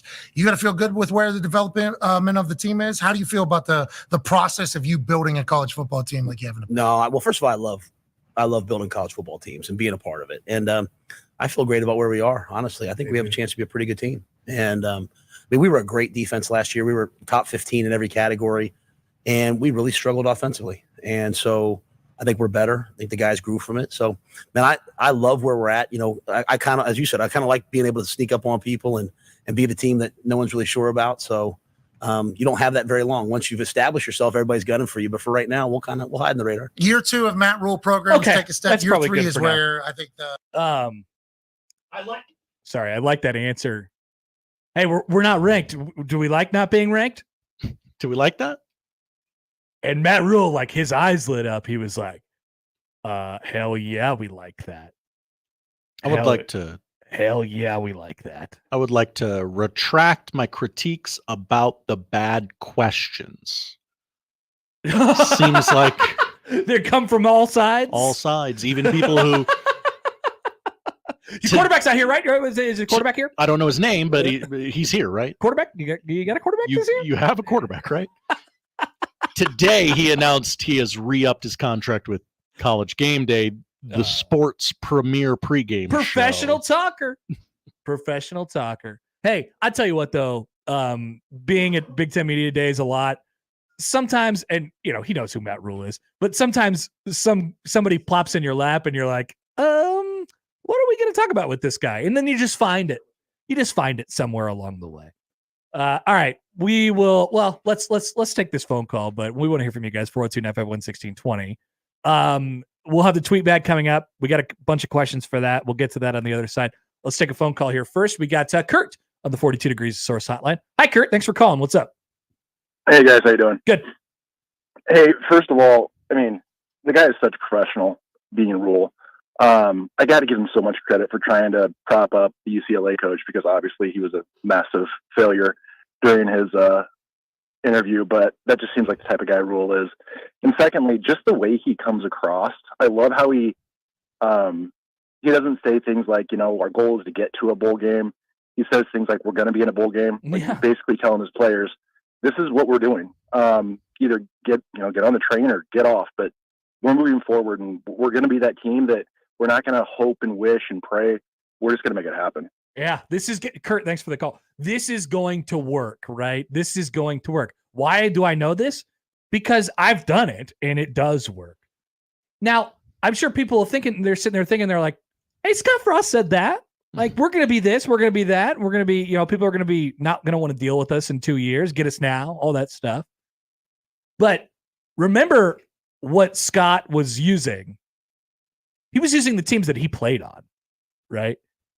He was like, we're going to build it. It's going to be just like it was in 1997. It's back when I was here, back when I was playing. This is how it was. And this is how we're going to do it here. Cause I think we could do that again. Going to do everything exactly the same. What could go wrong? That's what he tried. And I don't think, I don't think he had, I think he found that he didn't have a great understanding of how much work went into it aside from just playing the football, right? He was like, this is how we played, so this is how we'll play. Well, there's like 100 steps that you have to take before you hit that field, right? Metaphorical steps before you hit that field. I think Scott just thought, hey, we're going to go out there, flip it on and go because that's how it was and that's how we'll do it, damn it. And I'm the coach. Rhule's like, yeah, I love those 100 steps. Those are my favorite steps. I'd rather take the 100 steps rather than take the last one, I know what's going to happen during the game. That's boring to me. Yeah. Difference. There's a difference, guys. Coming back. Mr. Yogurt's talking. Oh, the yogurt man. All right. We'll see if he says anything interesting as well. Coming up, we'll still have Tom Dienhart coming out at 1 to talk some Purdue. But let's step away and get. Now, if you have a Husker question, that's cool too. Tweet bag, send it our way at Happer Show on the JTech Construction Zone Twitter feed. More to come on 1620 The Zone.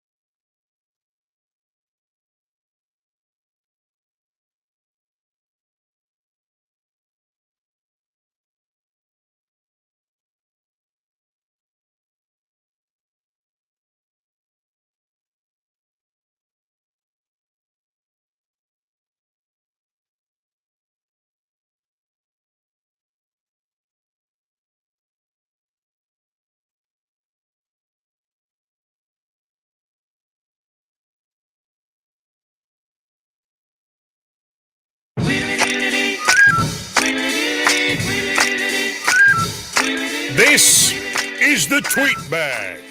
You send your questions in, and we answer them. Like no other radio segment ever. It's the Tweet Bag on the Connor Happer Show. All right, quick update from Pat McAfee. Shut up. So he with Matt Rhule declared that Dylan Raiola was the starter.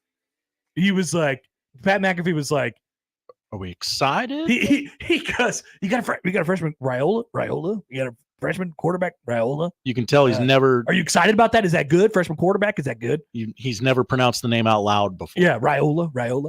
Raiola. And there was like this pause, and Rhule was like, well, here's what I'll say about Dylan. He's done everything right. Went on to not declare him the starter on the Pat McAfee show. Probably good. Just wait till camp happens and do that. It's going to happen at some point, or maybe he'll just walk out there and he'll be the starting quarterback. But he'll be the starting quarterback. But he hasn't said that yet, and he was not going to say it on the Pat McAfee show today. So that's your update. Let's do the tweet bag, Josh. Oh, we got a bunch of them. I got a few in the text line here. Let's do this thing. Okay. Let's bang it out. Mr. Rick. Mr. Rick. Coach Rhule had been working on his PhD. Will Husker fans someday start referring to him as Dr. Matt? Is that what he said? He said he was a GA. That's right. Usually you get your graduate degree. I don't think it was a PhD. Did he get a PhD?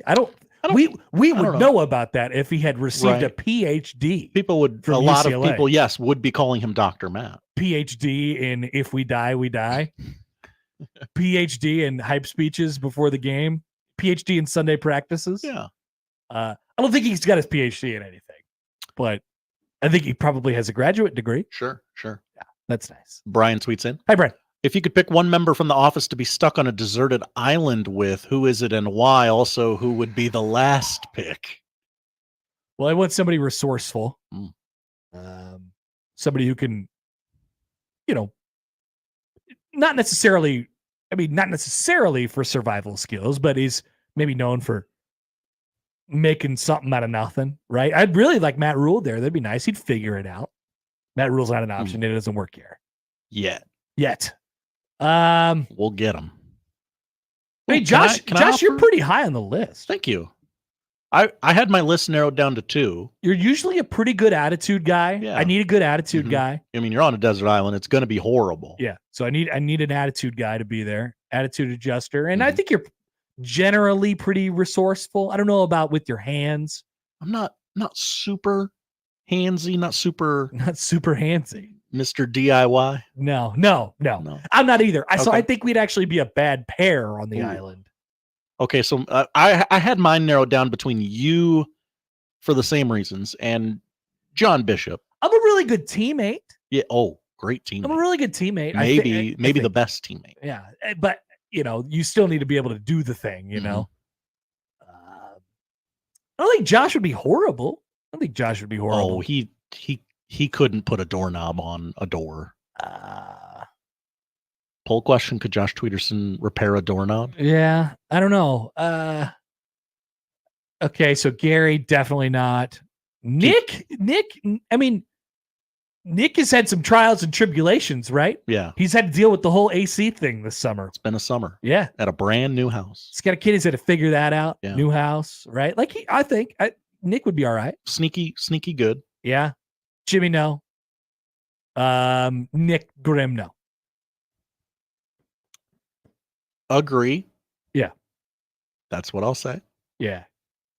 Yeah, for a variety of reasons across the board. Moving on. I guess my pick. I guess it's just you. Okay. I guess my pick is you. John would be fine too. Great. We always have each other's backs. Looking forward to being on an island with you. Yeah, I don't think that either of us want that. Many would say this show is like being on an island within the office. Some would say that. Free cookies. Free cookies still. Brian, they're really good too. Different Brian tweets in.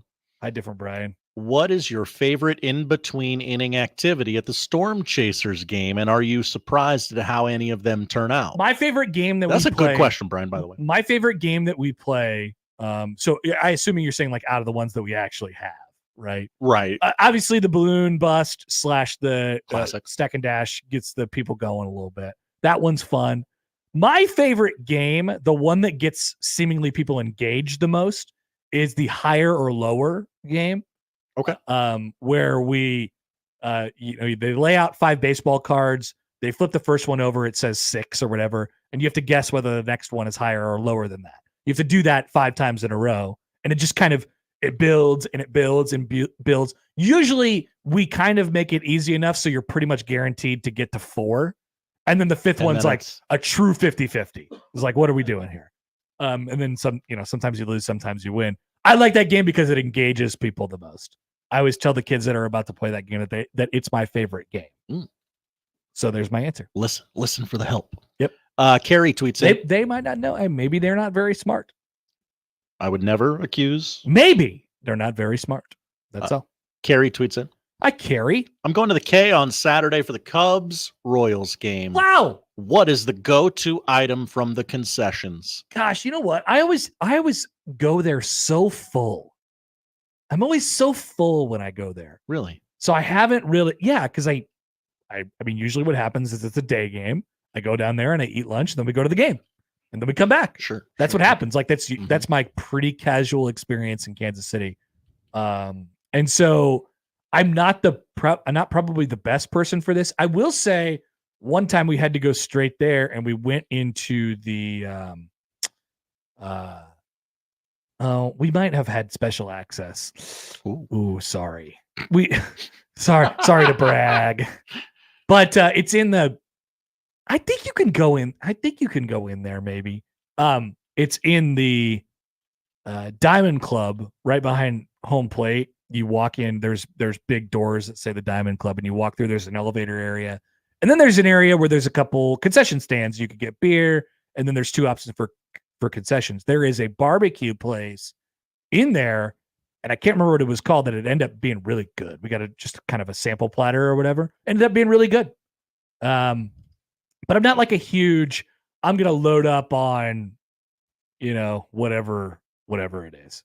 Stay away from although I've heard good things. I'm not going to try them though.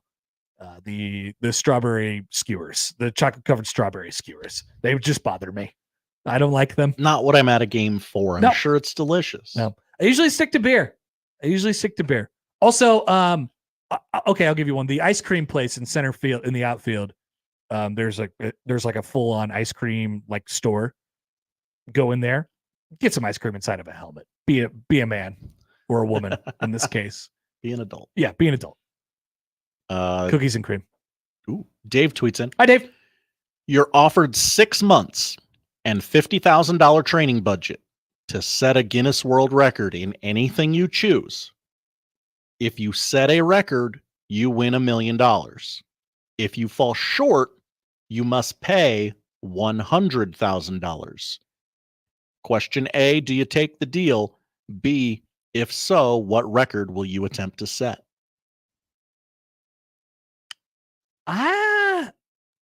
I didn't think that I would have the option to not take the deal. I think I'm not taking the deal. If you set it, you win $1 million. Yeah, but some of this stuff that they do is just like it's just, I mean, it doesn't take just a year to do it. Now, there's so many records because there's so many things to do. You threw 57 nickels in a cup faster than anyone's ever thrown 57 nickels in a cup. But ultimately, yeah, I guess you just have to do it. So like, that's tricky.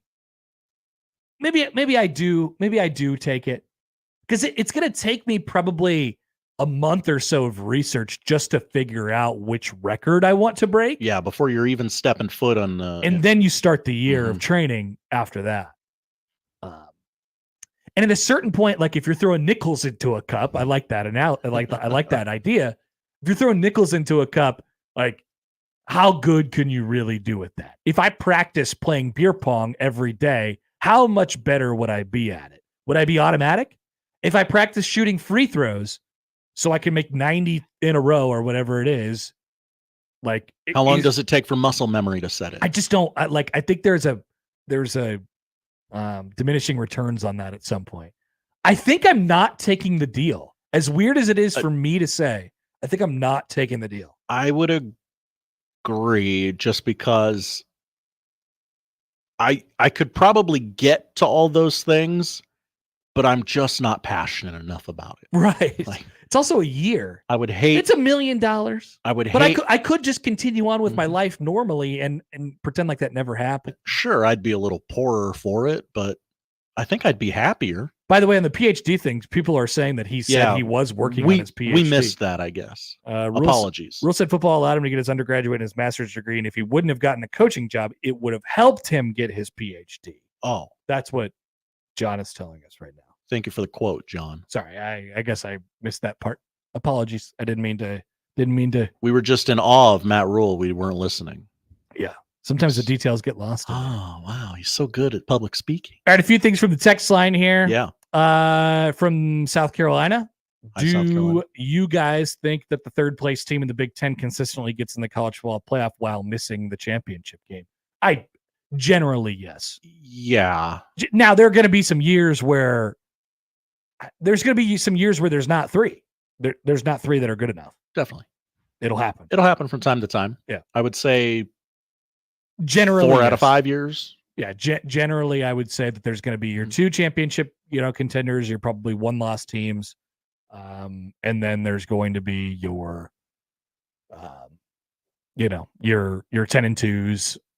So Penn State, shout out to Penn State. You're going to get in a lot, and then people are going to go, why don't you ever win when you get in? Your random Iowa years where they beat up on a crappy schedule. Like that'll be a little bit of a more difficult sell for those teams to get into the playoff. But yeah, I think generally there's going to be at least 3. Some years there'll be 2. There will never be 1.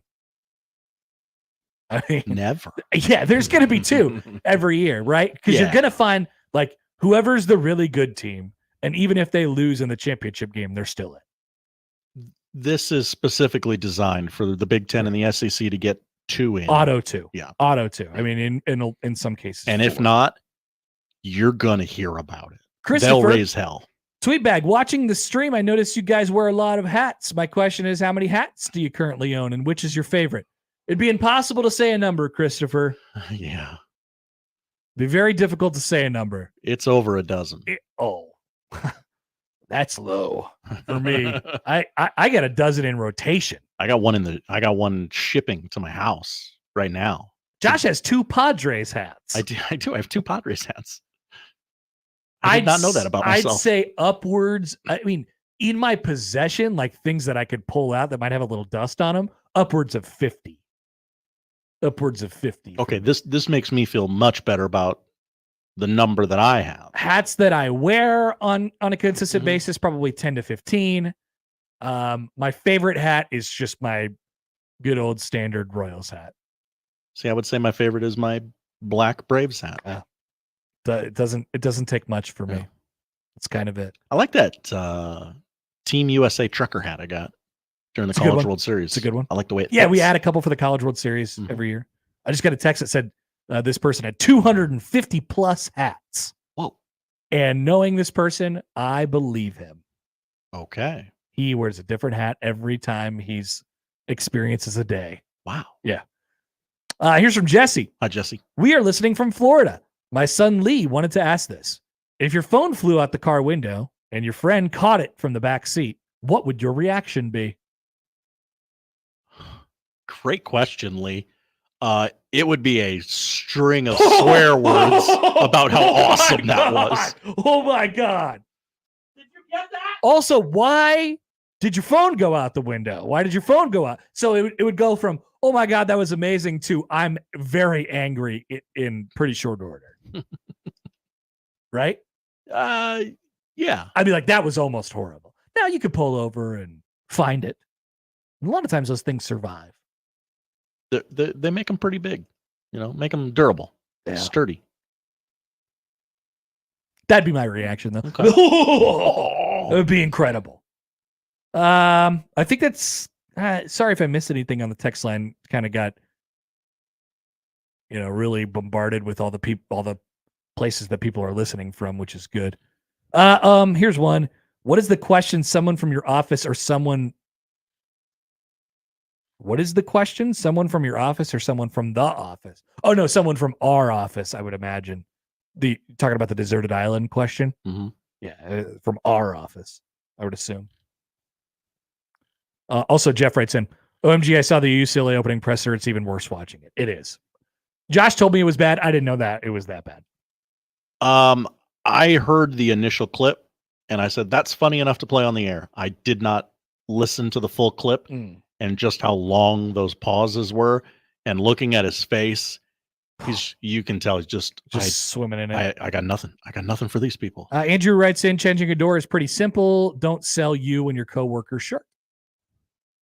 Well, I believe a little bit of, and I'm assuming some things. I haven't talked to Josh about this. Some of his apprehension about home ownership is, I just make a phone call and it's fixed. All my problems go away. Yeah, because he's a busy guy. He's always doing something. He's always running. Busy We're guy. all busy, Josh. It's about what you prioritize. Okay. We're all busy. We all got stuff to do. Poll question: are we all busy? No excuses. Yeah, we're definitely all busy. Also, Travis writes in, hi, Travis. Memorial Stadium getting grass sometime after 2026. Yes, please. Yes, we've spoken about this before. Well, Troy Danon spoke about it minutes ago. Danon has spoke about it before as well. He said, we're going to get grass at earliest 2026. At earliest 2026. So 2 more years with the turf. And he said it does not affect the state high school championship. He said the grass is different these days. Grass is different these days. I tweeted out me at a college party. Nice. Good one, Josh. Thank you. All right. Thank you for playing the tweet bag. Alex and Lincoln says, good take, Connor. Everyone loves to stay there so busy. Yeah. Figure it out. I got bleep to do. No, I'm saying the opposite, Josh. I don't care if you got bleep to do. Figure it out. Yeah. Figure it out. Everybody's got bleep to do. Figure it out. Totally agree. Back after this on 1620 The Zone.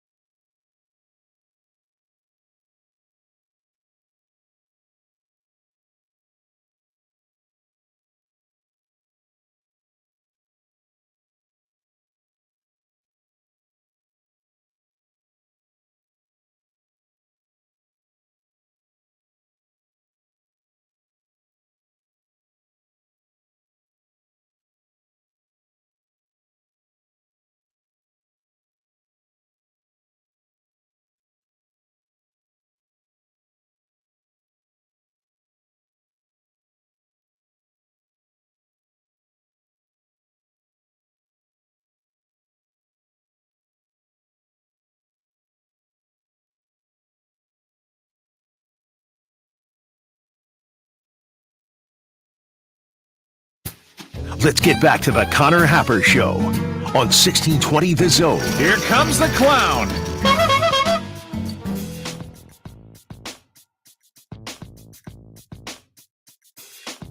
Here's from Sam McEwen from the Omaha World Herald. Hi, Sam. Friend of the show. Nebraska coach Matt Rhule says that Ron Brown will be, under new NCAA rule, an assistant coaching fullbacks and returners. We love Ron Brown. We love fullbacks. I think we're checking the boxes, Josh. Once again, this is to all my people out there in, let's just say, western portions of the state. Newsflash, Ron Brown's a coach again on the football team. I like this Matt Rhule guy. So the party has begun. The party has begun in Lincoln. Bring that trophy back to Lincoln, Josh. And he's coaching fullbacks, folks. Perfect marriage. Yep. Not bad. Sorry, I'm just obsessed with this shirt Matt Rhule is wearing on Pat McAfee. Yeah, you like that? I don't think I do. Oh, you don't like that? No, I kind of wish the shirt was black. You're not a short sleeve button down guy? No, I like the style of the shirt. I don't think that's the right color for a Nebraska shirt. It needs to be black, white, or red. Josh, this is a weird nitpick. I understand. Why don't you like gray? I don't know. It doesn't look great. Okay. I have gray shirts. I have gray polos. Whatever you think, man. That's cool. I like it. I think Matt Rhule looks chill. It looks like he actually might go out and, fish later on, something like that. Should have worn a tank top just to fit in. Hey, so he's at the podium right now, and the side podium. So he mentioned that Ron Brown would be kind of helping. You could hire as many assistant coaches as you want. So it's not going to be breaking news when Nebraska's like, hey, this guy's an assistant anymore. These are people that are in their program already that can work with players individually now, which is a huge asset and a huge help because they have people who could do that. But he mentions this. Carter Nelson. Remember Carter at Carter 856743809 on Twitter? Carter Nelson will be a receiver, kind of like Janiran Bonner to start his Huskers career, Matt Rhule said, quote, this is from BC, how much he knows is going to dictate how much he plays. But obviously, Rhule thinks he could be a difference maker. Quote, he's a difference maker, somebody else tweeted. So there's a couple things. You just got to remember this as the season goes on. There's going to be a time where you're like, why don't they put that Carter Nelson guy in there? He's a highly recruited guy. Thought we were going to put him in there. It's on him to get put into the game. It's not on Matt Rhule. He's got to know that playbook. I'm not sure who you're talking to. What are you doing here, Josh? What are you doing? People are going to call in and go, they always call in and say, why doesn't player X get the ball more? Oh, they do say that, yeah. And your answer will be, no, you cannot go on the show. No. Matt Rhule said he's not going in because he doesn't know the playbook. July 24th, segment 8. Pull it up. There will always be that, right? There will always be like, why don't they just put this guy in the game? That's the guy who can fix everything. Why not just put Heinrich Harburg in at running back? Yeah, you want to talk about but I will say this, like that is a warranted complaint, right? If you got talented freshmen who are sitting on the roster, they're just not playing because they don't know the playbook. It's like, okay. Is there one play they know? Could we run that maybe play? Maybe we can get that guy in. Maybe we can force him. Like maybe he is the answer to the question. Is there one play he's really good at? There's a balance there. But are we interested in Carter Nelson playing in the slot as a gigantic man-child from Ainsworth in his first year? We are, Josh. Yeah. We are interested in that. Yes. Have you seen what the NFL has done to the tight end position? Are we interested in... They're just slot receivers. He hasn't said anything about this yet, but I assume he will because I believe the podium sessions are like 30 to 35 minutes long. 100 minutes. It's a long time. I'll be pouring over all the audio tonight that we'll have for you tomorrow. Poor Nick's going to have to upload. Am I going to have to start the crossover? Yes, Sorry, actually, not to be Actually- self-indulgent. Actually, yes. Josh, welcome to the crossover today, the afternoon crossover. Great. One thing that I will assume that he will be asked about in the next 20 minutes is the now you got to be careful here. The potential role of Mr. Heine.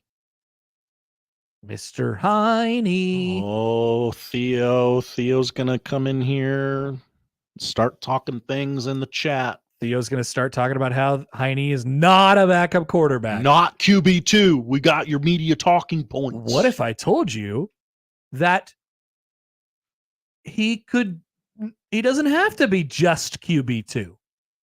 What are you saying, Connor? I'm saying that he could do some other stuff. Stuff? They're talking about Carter Nelson playing wide receiver. Why not have Heine run around and do some other stuff? Positionless football. Kind of is. And you know what makes it easier to play positionless football? If you have a quarterback who is very much of that position. He's very much of quarterback. Interesting. Young Dylon. Yeah, it makes it a lot easier when you have that. So I'm curious if he's asked about that at any point today. Now that he's with the local media, just getting. He's been whisked away from the Pat McAfee show. Text from 402. Hi, 402. My money is on Random Mike calling and asking why Carter Nelson isn't playing for Hoiberg. That was a Random Mike staple for a long time. It was. Yeah, maybe you can get that guy playing basketball. What do you think? Maybe Fred makes a call. Alex Lincoln. Alex. Maybe Ron Brown could coach Carter Nelson at fullback. Western Nebraska's brain will break. I think they're at the point generally, and I know that was a joke, but I think they're at the point generally where they feel like they have a pretty good amount of depth at these various positions. And so any extra talent that you have that you feel like they just need to be playing football because we like when they play football, Carter Nelson, Heine, you could use your imagination on those guys, Definitely. I would love to see that. You got a quarterback who can get him the ball. And if you don't want to mess around with that, fine, don't. Quarterback can throw conventionally to wide receivers. But if you want to get a little crazy, I am of the opinion personally that Nebraska needs to get a little bit creative in the run game. That's why they ran the option last year. That was the lasting take of Mr. Frost. Hey, I think we need to get a little. We can't just turn around and hand the ball off, guys. It doesn't work that way. And then he was like, "Well, I'm not the head coach anymore, so I'm not really in control of this. I don't run the offense. I don't call plays anymore. But if I was, here's what I would do." So that was dysfunctional, but he's right about that part, which is Connor Happer. Scott Frost was right. He was absolutely right about that. Mm-hmm. Nebraska, it can't just pretend it's going to turn around and run over everybody in the run game. It's just not realistic. Not realistic. Maybe in the future, in future years, you can build it up to that. But right now, you got to get creative. And I like that Matt Rhule is like, you know what? We just got to figure out how to get the ball in that guy's hands and have him make plays. That's where the I don't care if it's not, I'm Matt Rhule. I run these 12 plays. These plays work. I've seen them work everywhere. It's my he's like the coach in the water boy curled up with his little red notebook. No, that's not Matt Rhule. He's like, what? Yeah. Okay. Yeah. That play looks great. Let's run it. Text from the 402. Hi, 402. Don't forget that Harburg caught a pass to start last season. People forget. Actually, I think it's the opposite, texter from the 402. I think that people remember that too much sometimes. But I think you can use your imagination with a couple of those pieces for sure. We'll take a break, come back. Anything else you guys have? We'll continue to dive into a few of the things that Rhule said. Also, I'd like to inform you about something that's going on in Knoxville, Tennessee that you might have an interest in. Do we have breaking news? Me? Everyone. I'd like to inform everyone about this. Next on 1620 The Zone.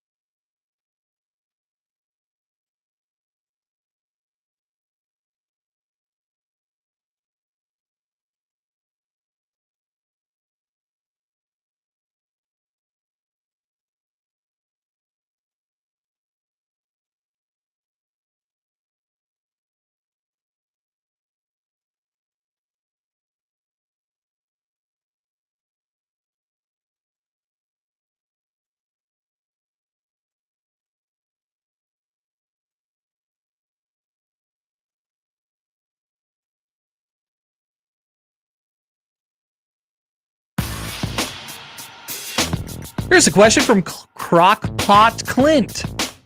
Crockpot. It's kind of a hard thing to say. Yeah. If Marcus Satterfield could be mistaken for a Scott, which is his brother, Scott Satterfield, which the question was asked in the press conference, he does resemble a Scott. What could Rhule be mistaken for? If you just saw that guy out in public, what would you say his name was? Okay. Crockpot Clint gives us some options. Keith, Dan, Jeff, Brent.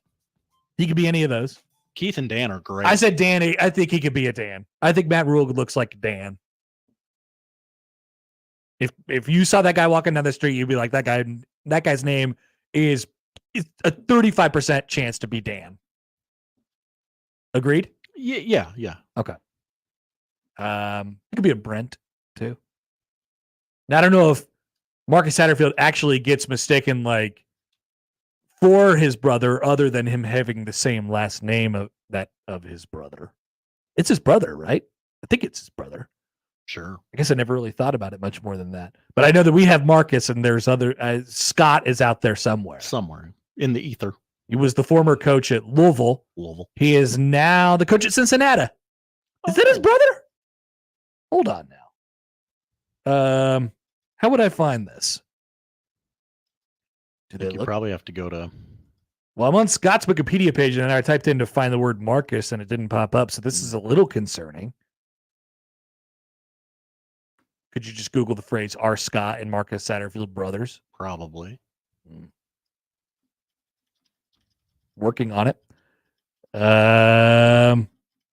Nothing. Okay, Marcus Satterfield, born to coach, a feature from Temple Athletics 10 years ago. You would think if Marcus and Scott are brothers, they would have been still brothers 10 years ago. Could it just be a coincidence? Scott is not mentioned in this article. This is interesting. Maybe they aren't.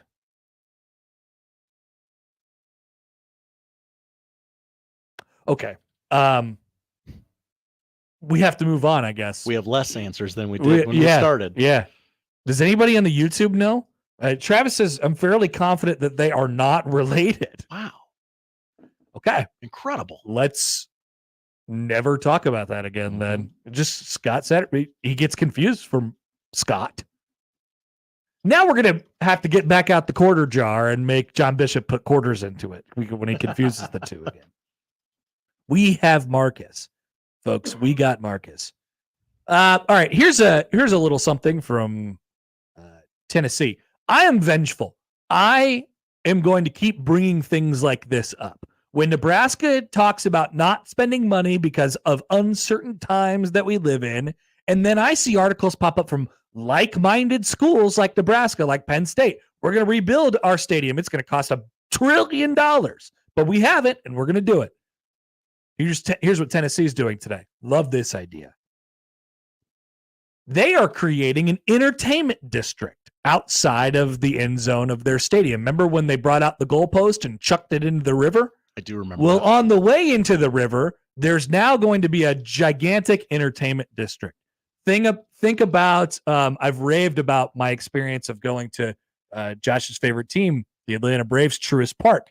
They, in the middle of a nothing burger somewhere in the Atlanta area, the burbs, they built an entire town basically just for the Atlanta Braves. And guess what? They're making a lot of money off of it.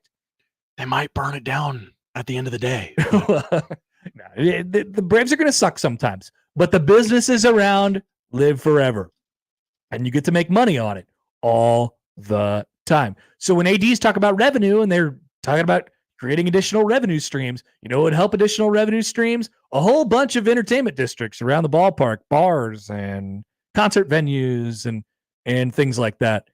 And so that's what Tennessee has approved today. Think along the lines of the Atlanta Braves. In fact, this project is managed. It's going to be 175,000 square feet, hotels, condos, bars, and concert venues and things like that. Managed by the 865 Kneeling team, which has experience with a multitude of retail and sports entertainment districts across the country, including the Rangers, the Cardinals, and the Atlanta Braves, among others. There is parking. There is what they're calling a condotel. Have you heard of a condotel? I have not. A full-service hotel, rooftop, restaurant, bar, pool, and terrace, conference center, lounges, fitness center, hotel, spa. Heartland Hotel Group will help guide this aspect of the project. The group developed the Hotel Figueroa next to LA Live, among others. The condotel would feature approximately 240 rooms and 60 luxury condos. This is all just steps away from Neyland Stadium in Knoxville, Texas. Good idea, Josh? I think yes. Almost definitely, right? How would something like that fail? It wouldn't. It would not. Interesting. Now, in Nebraska, it's more of a space issue than anything right. with the existing structure. But I do think that was one of the original ideas that came along with South Stadium construction. Like way, this is probably, I don't know, 7, 8, 9 years ago. We started talking about, hey, this is probably going to have to happen at some point, South Stadium. And we started getting our imaginations going. How about a hotel? I believe that was an idea with Moose. You know, Bill Moose was a ideas man. And he really was. And he was a money spender too. He didn't care. And so the idea was like, hey, let's, we could use this aspect of the stadium for us all the time. And you know who's going to buy the condo spaces in the condotel? Donors. You know who that would benefit? Players, athletes. You know what would be cool? Staying in a brand new entertainment district, getting hosted by, the biggest donors, taking you around the brand new whatever. And it's also, oh, by the way, it's overlooking the 8th largest stadium in the world, which Neyland Stadium is. Nice job by them. This is cool. Put the idea in Lincoln. Would you like to stay at the 1890 after the game? The 1890 condotel? Yeah. Could be fun. Hot Danger writes in. Hi, Hot Danger. Marcus and Scott Satterfield are not related. There you go. It's decided. This is revelatory. I never really thought about it until just now, honestly. I just sort of assumed. I mean, it's not Smith or Miller where it's like, oh, yeah, they're not necessarily related. Right. And they both coach football, right? They're in the same. They come from a family of football coaches. John emails in. Very mean email from John. Very nasty email. Marcus Satterfield is sometimes confused with being a good football coach. I'm telling you, man, I'm gobbling up all your sold Marcus Satterfield stock. He won't get any of the credit this year when the offense is better. Nope. I'm still gobbling up that stock, though. I'll take it. You're selling, I'm buying.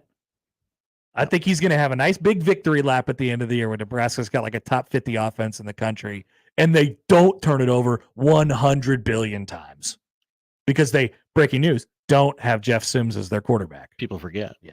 Now, you sold all your Northwestern stock yesterday. Yes. And you'd like to take that money that you've earned and buying it back in Satterfield. Yeah. In Satty, as Satty the internet bucks. calls him. Satty bucks. Who was the other stock that I was buying the other day? I just had a stock up, stock down thing, and I'm like, I'm buying this stock, but nobody. Oh, Rutgers probably. Yeah. I'm buying all the Rutgers stock. Brian Alesciano stock. Shiano bucks. I've been on both. I don't like it as much. I know you guys are like, why is this guy buying all, like, they're looking at my reports and they're like, what's going on over here? This guy's buying Marcus Satterfield and Greg Schiano stock? What the hell is happening? You're making some weird business deals, guy. Yeah, buy low, sell high, guys. And that's what I plan on doing. I'm selling real high at the end of this year. Back after this with Tom Dienhart, goldenblack.com. Let's talk some Purdue as we continue on with summer school. Will Purdue be bad or really bad? Bad options. Find out next on 1620 The Zone.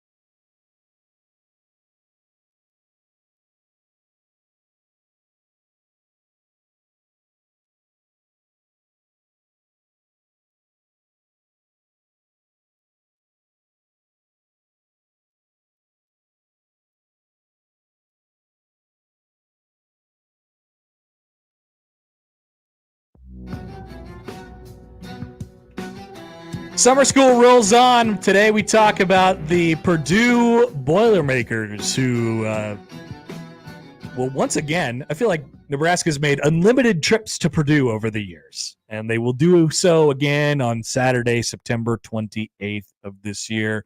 Let's Purdue ourselves with Tom Dienhart, goldenblack.com, to talk about the Boilermakers.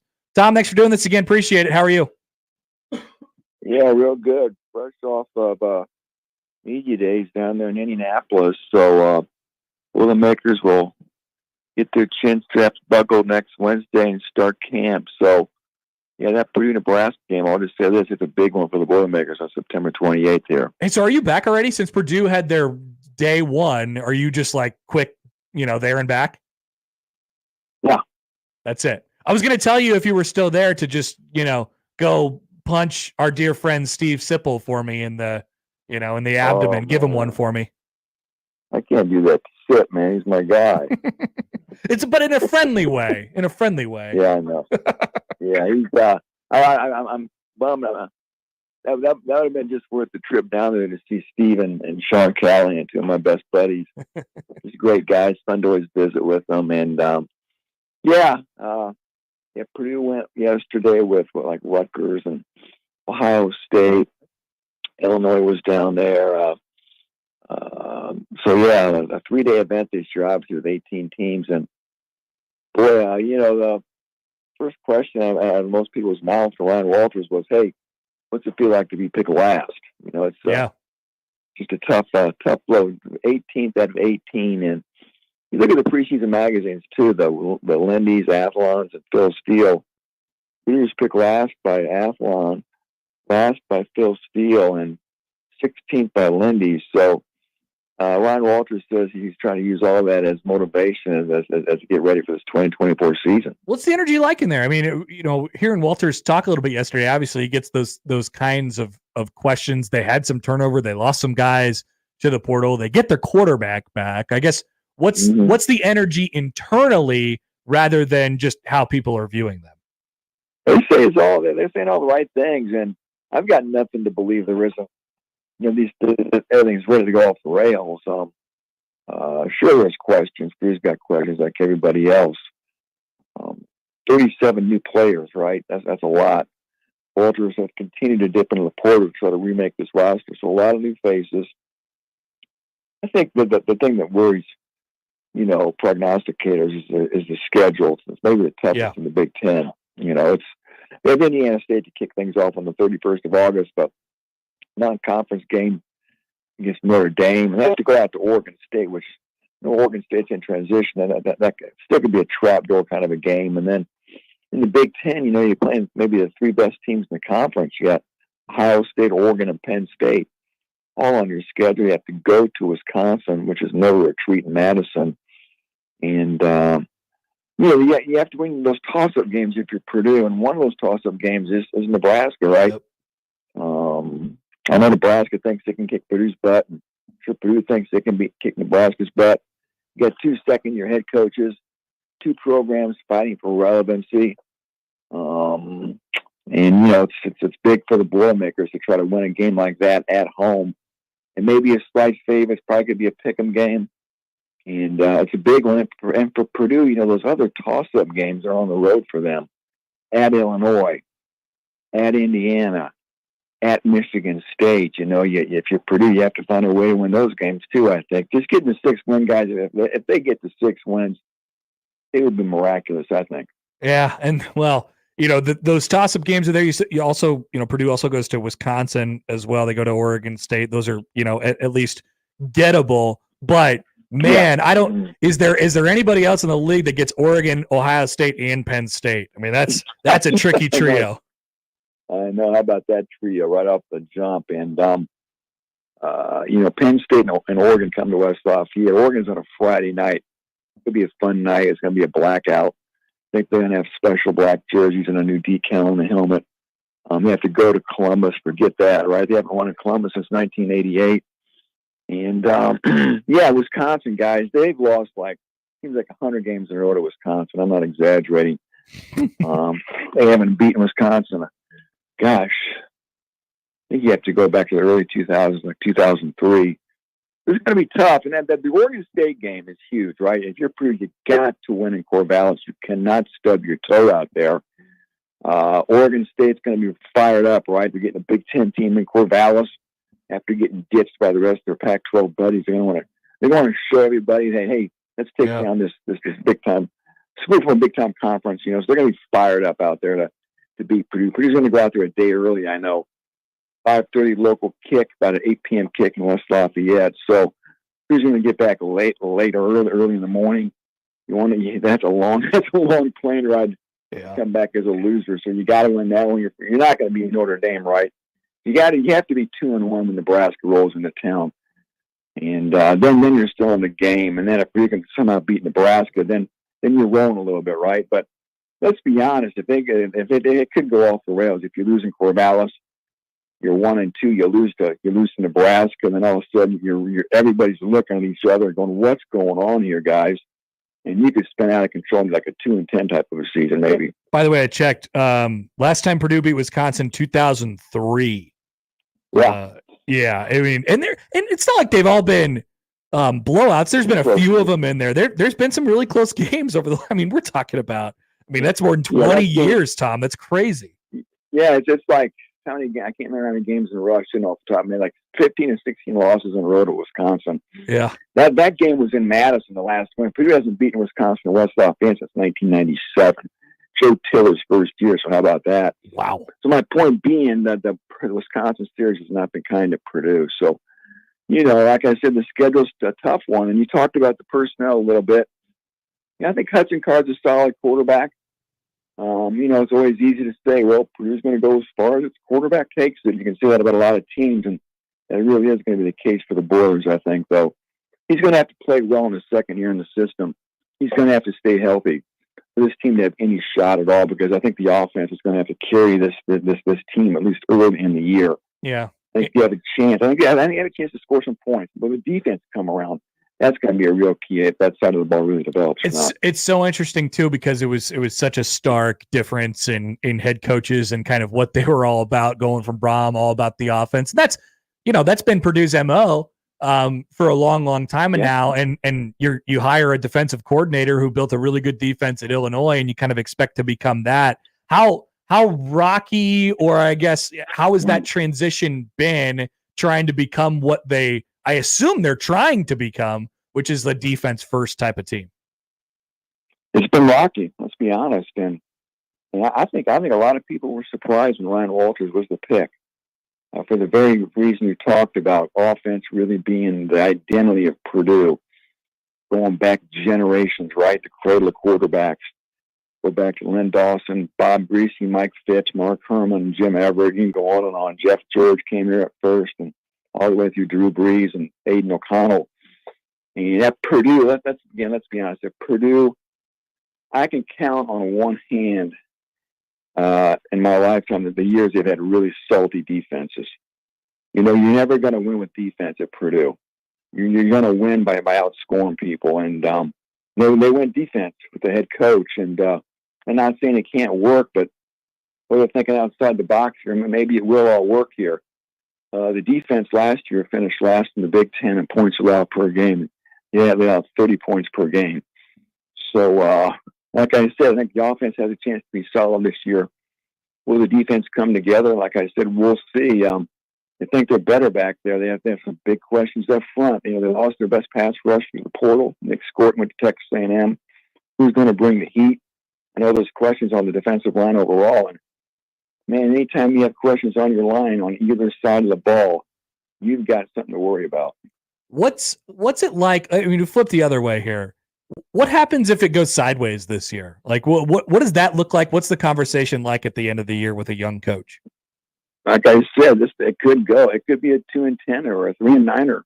He was 4-8 last year, and they're certainly not going to make a move unless this thing goes 0-12 and they get smoked in every game. It would take something utterly catastrophic. That is just not what Purdue does. Purdue does not hastily fire coaches after 2 seasons in any sport. Just a very conservative place where athletics never really has been a super number one A priority. So again, Ryan Walters, yes, the scrutiny will get more intense in 2025.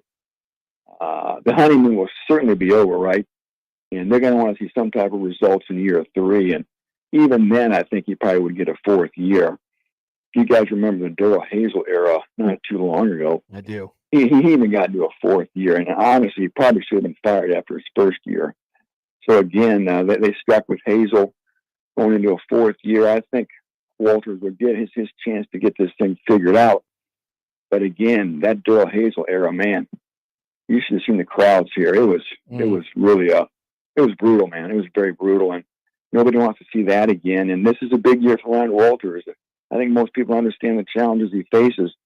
Can he keep his head above water this year, stay competitive, and then not let this thing go off the cliff? I remember one of the things we talked about last year before the season, Tom, was with Purdue was, the upgrades that they made to the stadium. How has the project kind of come along? And I guess, forgive me, I don't really know where it stands right now. Are they finished with that? Is that all the way done? Yeah, they finished up. They have it's called the Tiller Tunnel, and homage to Joe Tiller. The players now run through onto the field, kind of like what you have at Nebraska. It's a nice element, from a game day experience standpoint. And they redid the south end zone. If you're sitting in the press box, the south end zone's to your right, and it's nice. They did a good job, and in the parking lot in the north end zone, they're opening up as we speak. The last part, which is a dining court for all the student athletes.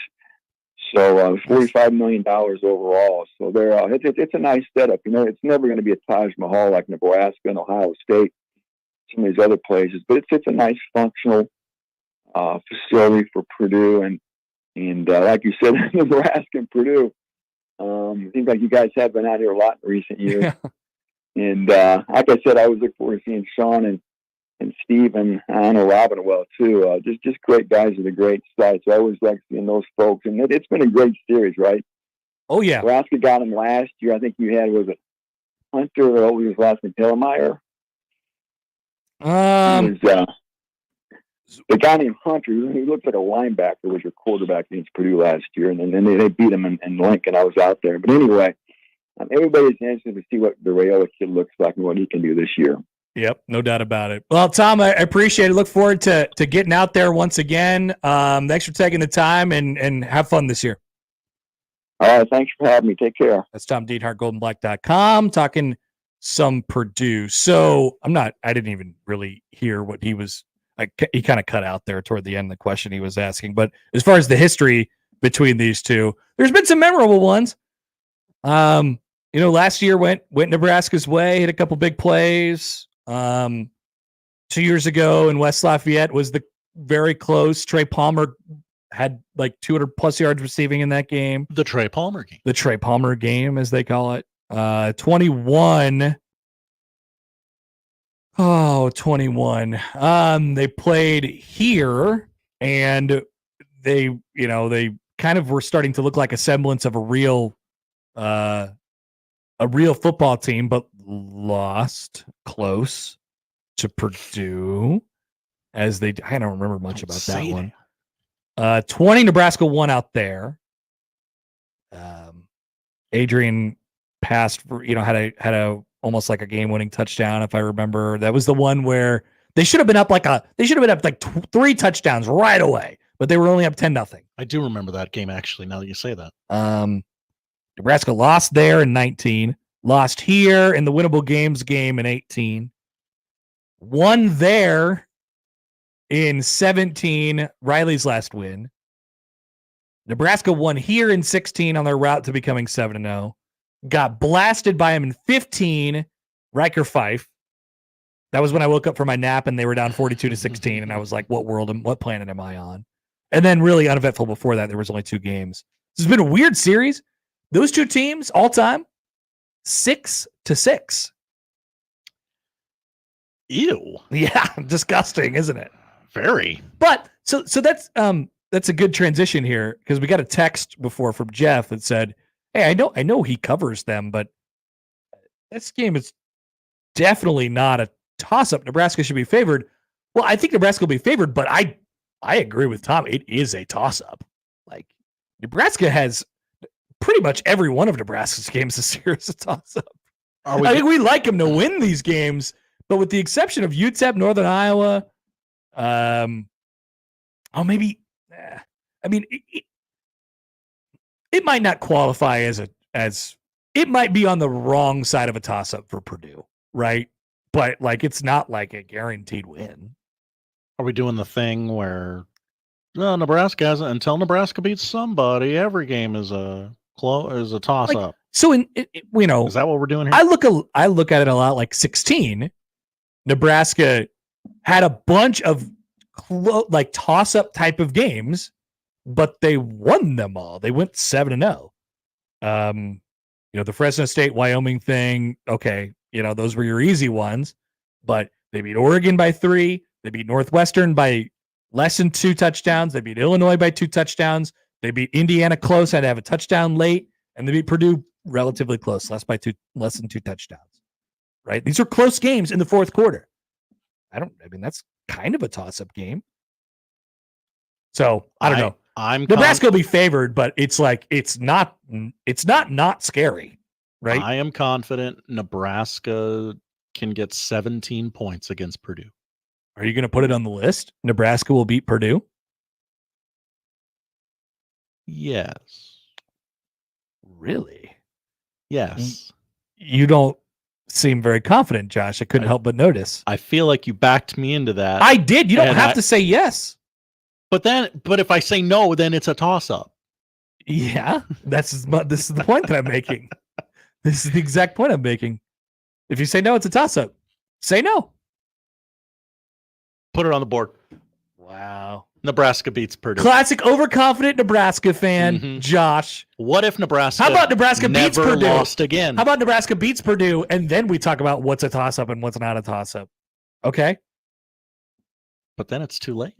You got to be ahead of the narrative, Connor. Yeah, it's not quite 50-50. Nebraska's got like 50-50 games. It's not quite 50-50, but 60-40? It's definitely losable. It's definitely losable. We've seen every game is losable. That is true. That is true. Yeah, Brandon says, with that defense, are games really a toss-up? You think Raiola can't get 17 with those receivers? In this economy? Sam says, a week ago, Happer was very high on Rutgers, but today they aren't in the toss-up conversations. I suspect Happer is getting yogurt money to not say so. Am I getting paid off by Big Yogurt? Definitely. People are indeed wondering. So, by the way, people are messaging me on what they thought Tom said when I couldn't understand them. Somebody named Hunter. So he said he said the word linebacker in there. He's like, I thought they had a linebacker playing quarterback. Hunter Hillenberger. He was talking about Heine. He was talking about Heine. He's like, I don't know what you're talking about. But yes, they were. He was not a linebacker, but I get it. So injured at quarterback that they had to put a linebacker. Yeah, he wasn't a linebacker, but I get it. I understand. With all due respect to the Heine man. All right, there's your Purdue analysis for the day. I don't think they're going to be very good. Sure doesn't seem like it. Yeah. It's been a difficult transition there. Back after this on 1620 The Zone.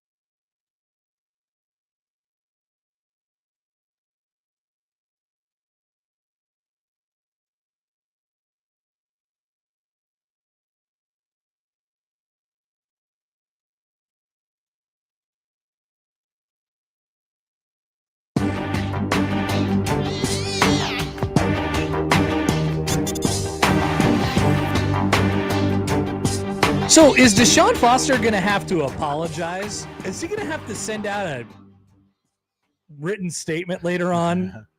No, but I bet he appears on a nationally syndicated show. And they ask him what happened? And he like... Do you think he'll have a good excuse for it? No, I think he's gonna say, big building, I lost my train of thought, we've all done it, but he's gonna be overly prepared for the radio or TV or whatever it is interview and just really blow people away, or try to at least. I saw some guy walking around and he looked like he'd forgotten his suitcase and had to buy all new trousers. And back there, they just pan over to Sipple. He's just kind of walking around. He was holding a Target bag. If you missed it, here is what we're referencing. This is the opening statement for UCLA head coach Deshaun Foster at his first Big Ten Media Days. And I want to be clear. Not edited. Not doctored. This is 30 seconds into the clip. This is not towards the end of his opening statement. This is This is the start. A mere sentence or two in. I'm sure you guys don't know too much about UCLA, but our football program, but we're in LA.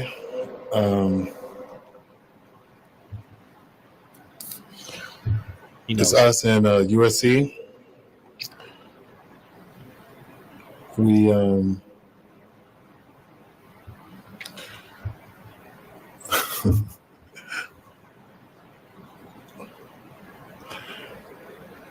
I'm just basically excited, really. That's it. Any questions? I am in pain. So bad. so bad. Once again, I saw this and I couldn't watch the video. And people were like, yeah, UCLA didn't get off to a good start today. And I'm like, oh, what? Come on. Are we really going to be mad at a coach because he just didn't do that long of an opening statement? Like, what's the real problem here? And then I watched it. Do you think it's possible you could spin zone it that he thinks we're a bunch of rubes out here in the Midwest? No, I don't think he was trying. Internet? I don't think he was trying to do that. I don't think either. No. That's giving him way too much credit. I don't think he was trying to do that at all. Now, but you could spin zone it. You spin zone it. You go sit down with somebody on Radio Row, and you're like, "Look, man, I don't have time to make any freaking speeches. Okay, I'm too busy coaching football. I'm too worried about these guys, these teams, my players in the UCLA family. Like, when I go out there and recruit, I don't recruit. I just UCLA sells itself, so I don't have to actually have anything like this prepared. That was the first time I've ever been asked to do this. I feel like that was a perfect time to rattle off some wins, some numbers from the program. Like, hey, we've been playing football for 105 years. Rhule did it without having notes. Claimed national title in 1954, 17 conference championships. Like, those guys don't have teleprompters when they get up there. You can't program them in the computer. You got to come stocked and ready to go. 1967 Heisman Trophy winner. Like, I feel like he was going to do some of those things. And then just it's happened to all of us. Like, the numbers just go away in your head, and you're like, That's where you can bring up a notepad. You can bring up a piece of paper. Obviously, bonus points if you don't. Shout out Matt Rhule. He's the winner of today's press conferences. Don't even need to see the other ones. Tough. Very tough. We're the school of Jackie Robinson. Like, something, my man. Literally anything. Yeah. Hey, we're in LA. You love the San Gabriel, right? Us in USC. Like, the next thing he would have shot into would have been talking about Los Angeles. Like, you guys know what I'm talking about, right? 405. So he California. He probably looked out into the sea of reporters after that with their computers, and he realized that nobody was listening to him. Oh, everyone's heads down. Okay, what do I do? What do I do? Like, maybe he was prepared what to say, but he wasn't prepared for nobody. Like, he didn't have everyone's full attention. Yeah. Because when he goes in the locker room, he talks to his guys. He's got their attention. And then you get out there and, like, there's 4 people covering UCLA that are listening, and everyone else is typing away on their laptops. Text from the 402. Hi, 402. Maybe Foster will say that he prepared by watching President B press conferences. Who froze worse? Possible. Who froze worse? Well, people were saying that he kind of Mitch McConnelled it. One of those people has a chance tonight to not freeze. That's true. Maybe this just becomes a battle between those two guys. What a weird battle. We need to count the seconds in the pause so we can put that up against President B tonight. All right, like cue it up. But he's got a prompter in there. He's got the magic of television. This is raw, baby, at Big Ten Media Days. Also, I understand you're pushing President B out the door, but if that thing tonight is not pre-recorded in some way, shape, or form, you are doing a disservice. Poor man. Are we counting the seconds? Yeah, I'd like to. Yeah, just do it one more time so we can count the seconds. Just excited. I'm sure you guys don't know too much about UCLA, but our football program, but we're in LA.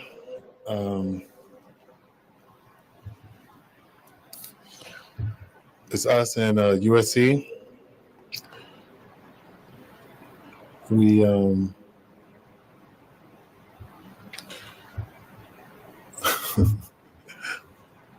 oh gosh, it's so much worse every time.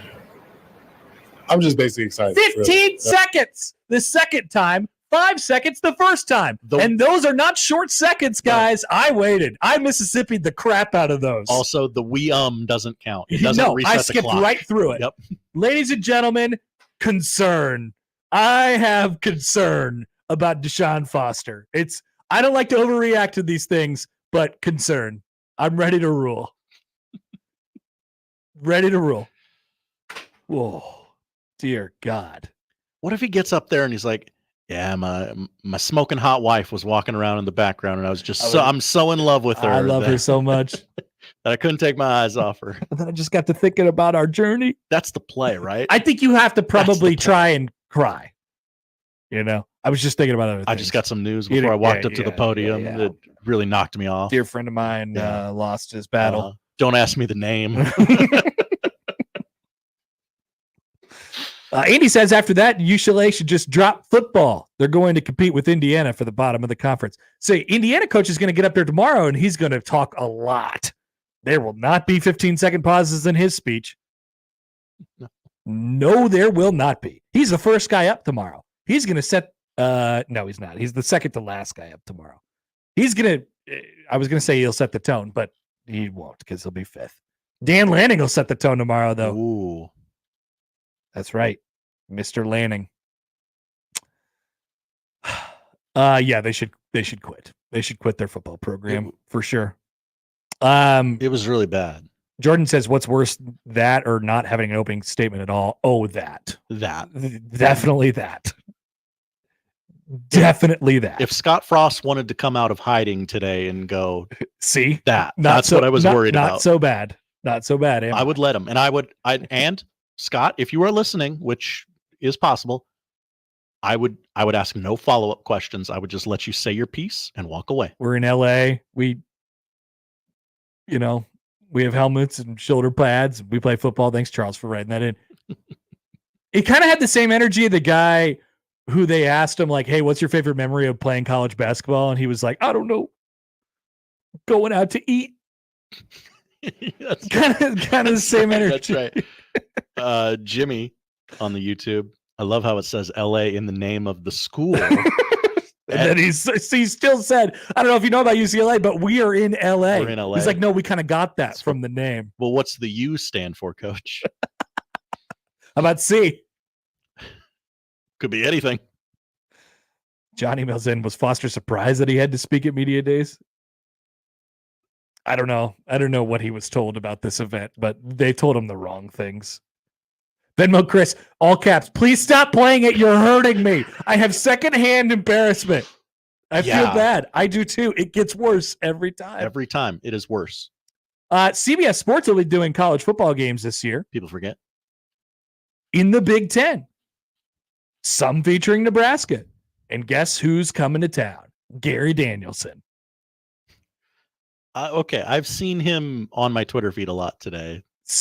People are talking to Gary Danielson. But particularly one image. He's got takes about Nebraska. He's wearing a very interesting jacket in this picture that I'm seeing. Anyway, Sam talked to him. This is a great one. So speaking of losing track of what you're thinking about, I'm going to read you this from Sam. A program like Nebraska, lead CBS college football analyst Gary Danielson said on Wednesday, needs the right guy with the right vision. And the Huskers have that, Danielson said, in second-year coach Matt Rhule. That wasn't the case, he said, with two coaches before Rhule, the two coaches before Rhule. Quote, when Harbaugh went to Michigan, Nebraska hired,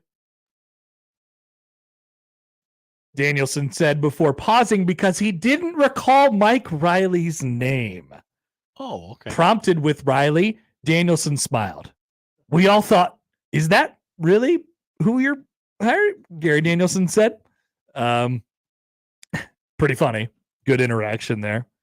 But he has positive things to say about Rhule. Quote, Matt Rhule doesn't see the game like that. Danielson said, Matt Rhule knows how to build Nebraska. That's the hope. They lost a lot of close games. I get that. But to me, they still don't look like Nebraska. They still don't have that walking on the field quality. He probably said a bad word there. Oh, my. Even when I did the days of Iowa and Wisconsin when they were winning, and Michigan State when they were very physical and winning, they walked on and you went, let's tighten the chin straps. I believe Nebraska has to be more like that. It doesn't mean you have to run Iowa's offense from last year, but I think you have to have the ability to stand up. When they had Ndamukong Suh, they looked like Nebraska. Gary Danielson coming in with the old man takes. He's right, though. I kind of figured Matt Rhule would say something like that today. He's like, yeah, we're gonna play some smash mouth football. We're gonna blast you in your face. I not to move off of what you're talking. I have a clip from Tony Petitti that I'd like to play. I don't know what the audio says. Is Tony talking again today? He is talking on the set. It's so boring of BTN, I but don't he even was want to hear him. He was asked directly what will happen to the Maps commercial. Okay, here we go. What happens to the Big Ten map commercial? Okay, well, I learned very quickly in this job that there's a lot of passion around the Big Ten map commercial. So I would say to fans that we understand and we get that. So more to come. So you're not tipping your hand. Not yet. But you're just saying that there might be some sort of map commercial. I've learned in a our lot future. about the map spot over the last few years, over the last 12 You had months. no idea what important issues you were going to. This one gets a lot of love. Boo! He's so boring. Say something. Go in there. I wanted to blow it up, and everyone told me not to. Yeah. He should have said that. Yeah. That would have been a lot better. It would have. All right. So Very I intriguing thought there'd be stuff. more. No, that's good. No, that's good. It's good to know that the commissioner really didn't know anything about this. This is important. These are the issues. Stop making fun of it, Dave Revson. People, this is real. It's almost all Gary cares about. Yeah, I know. He asks me about it every day. All right. Back after this, we'll get to the polls, tell you what to watch on 1620 The Zone.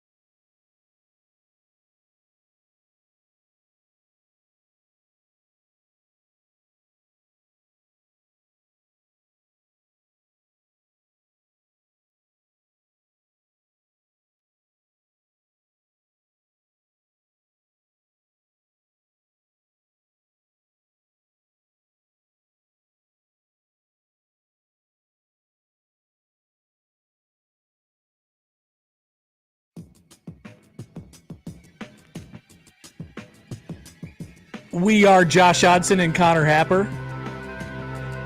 We're in Omaha. We do radio at NRG Media.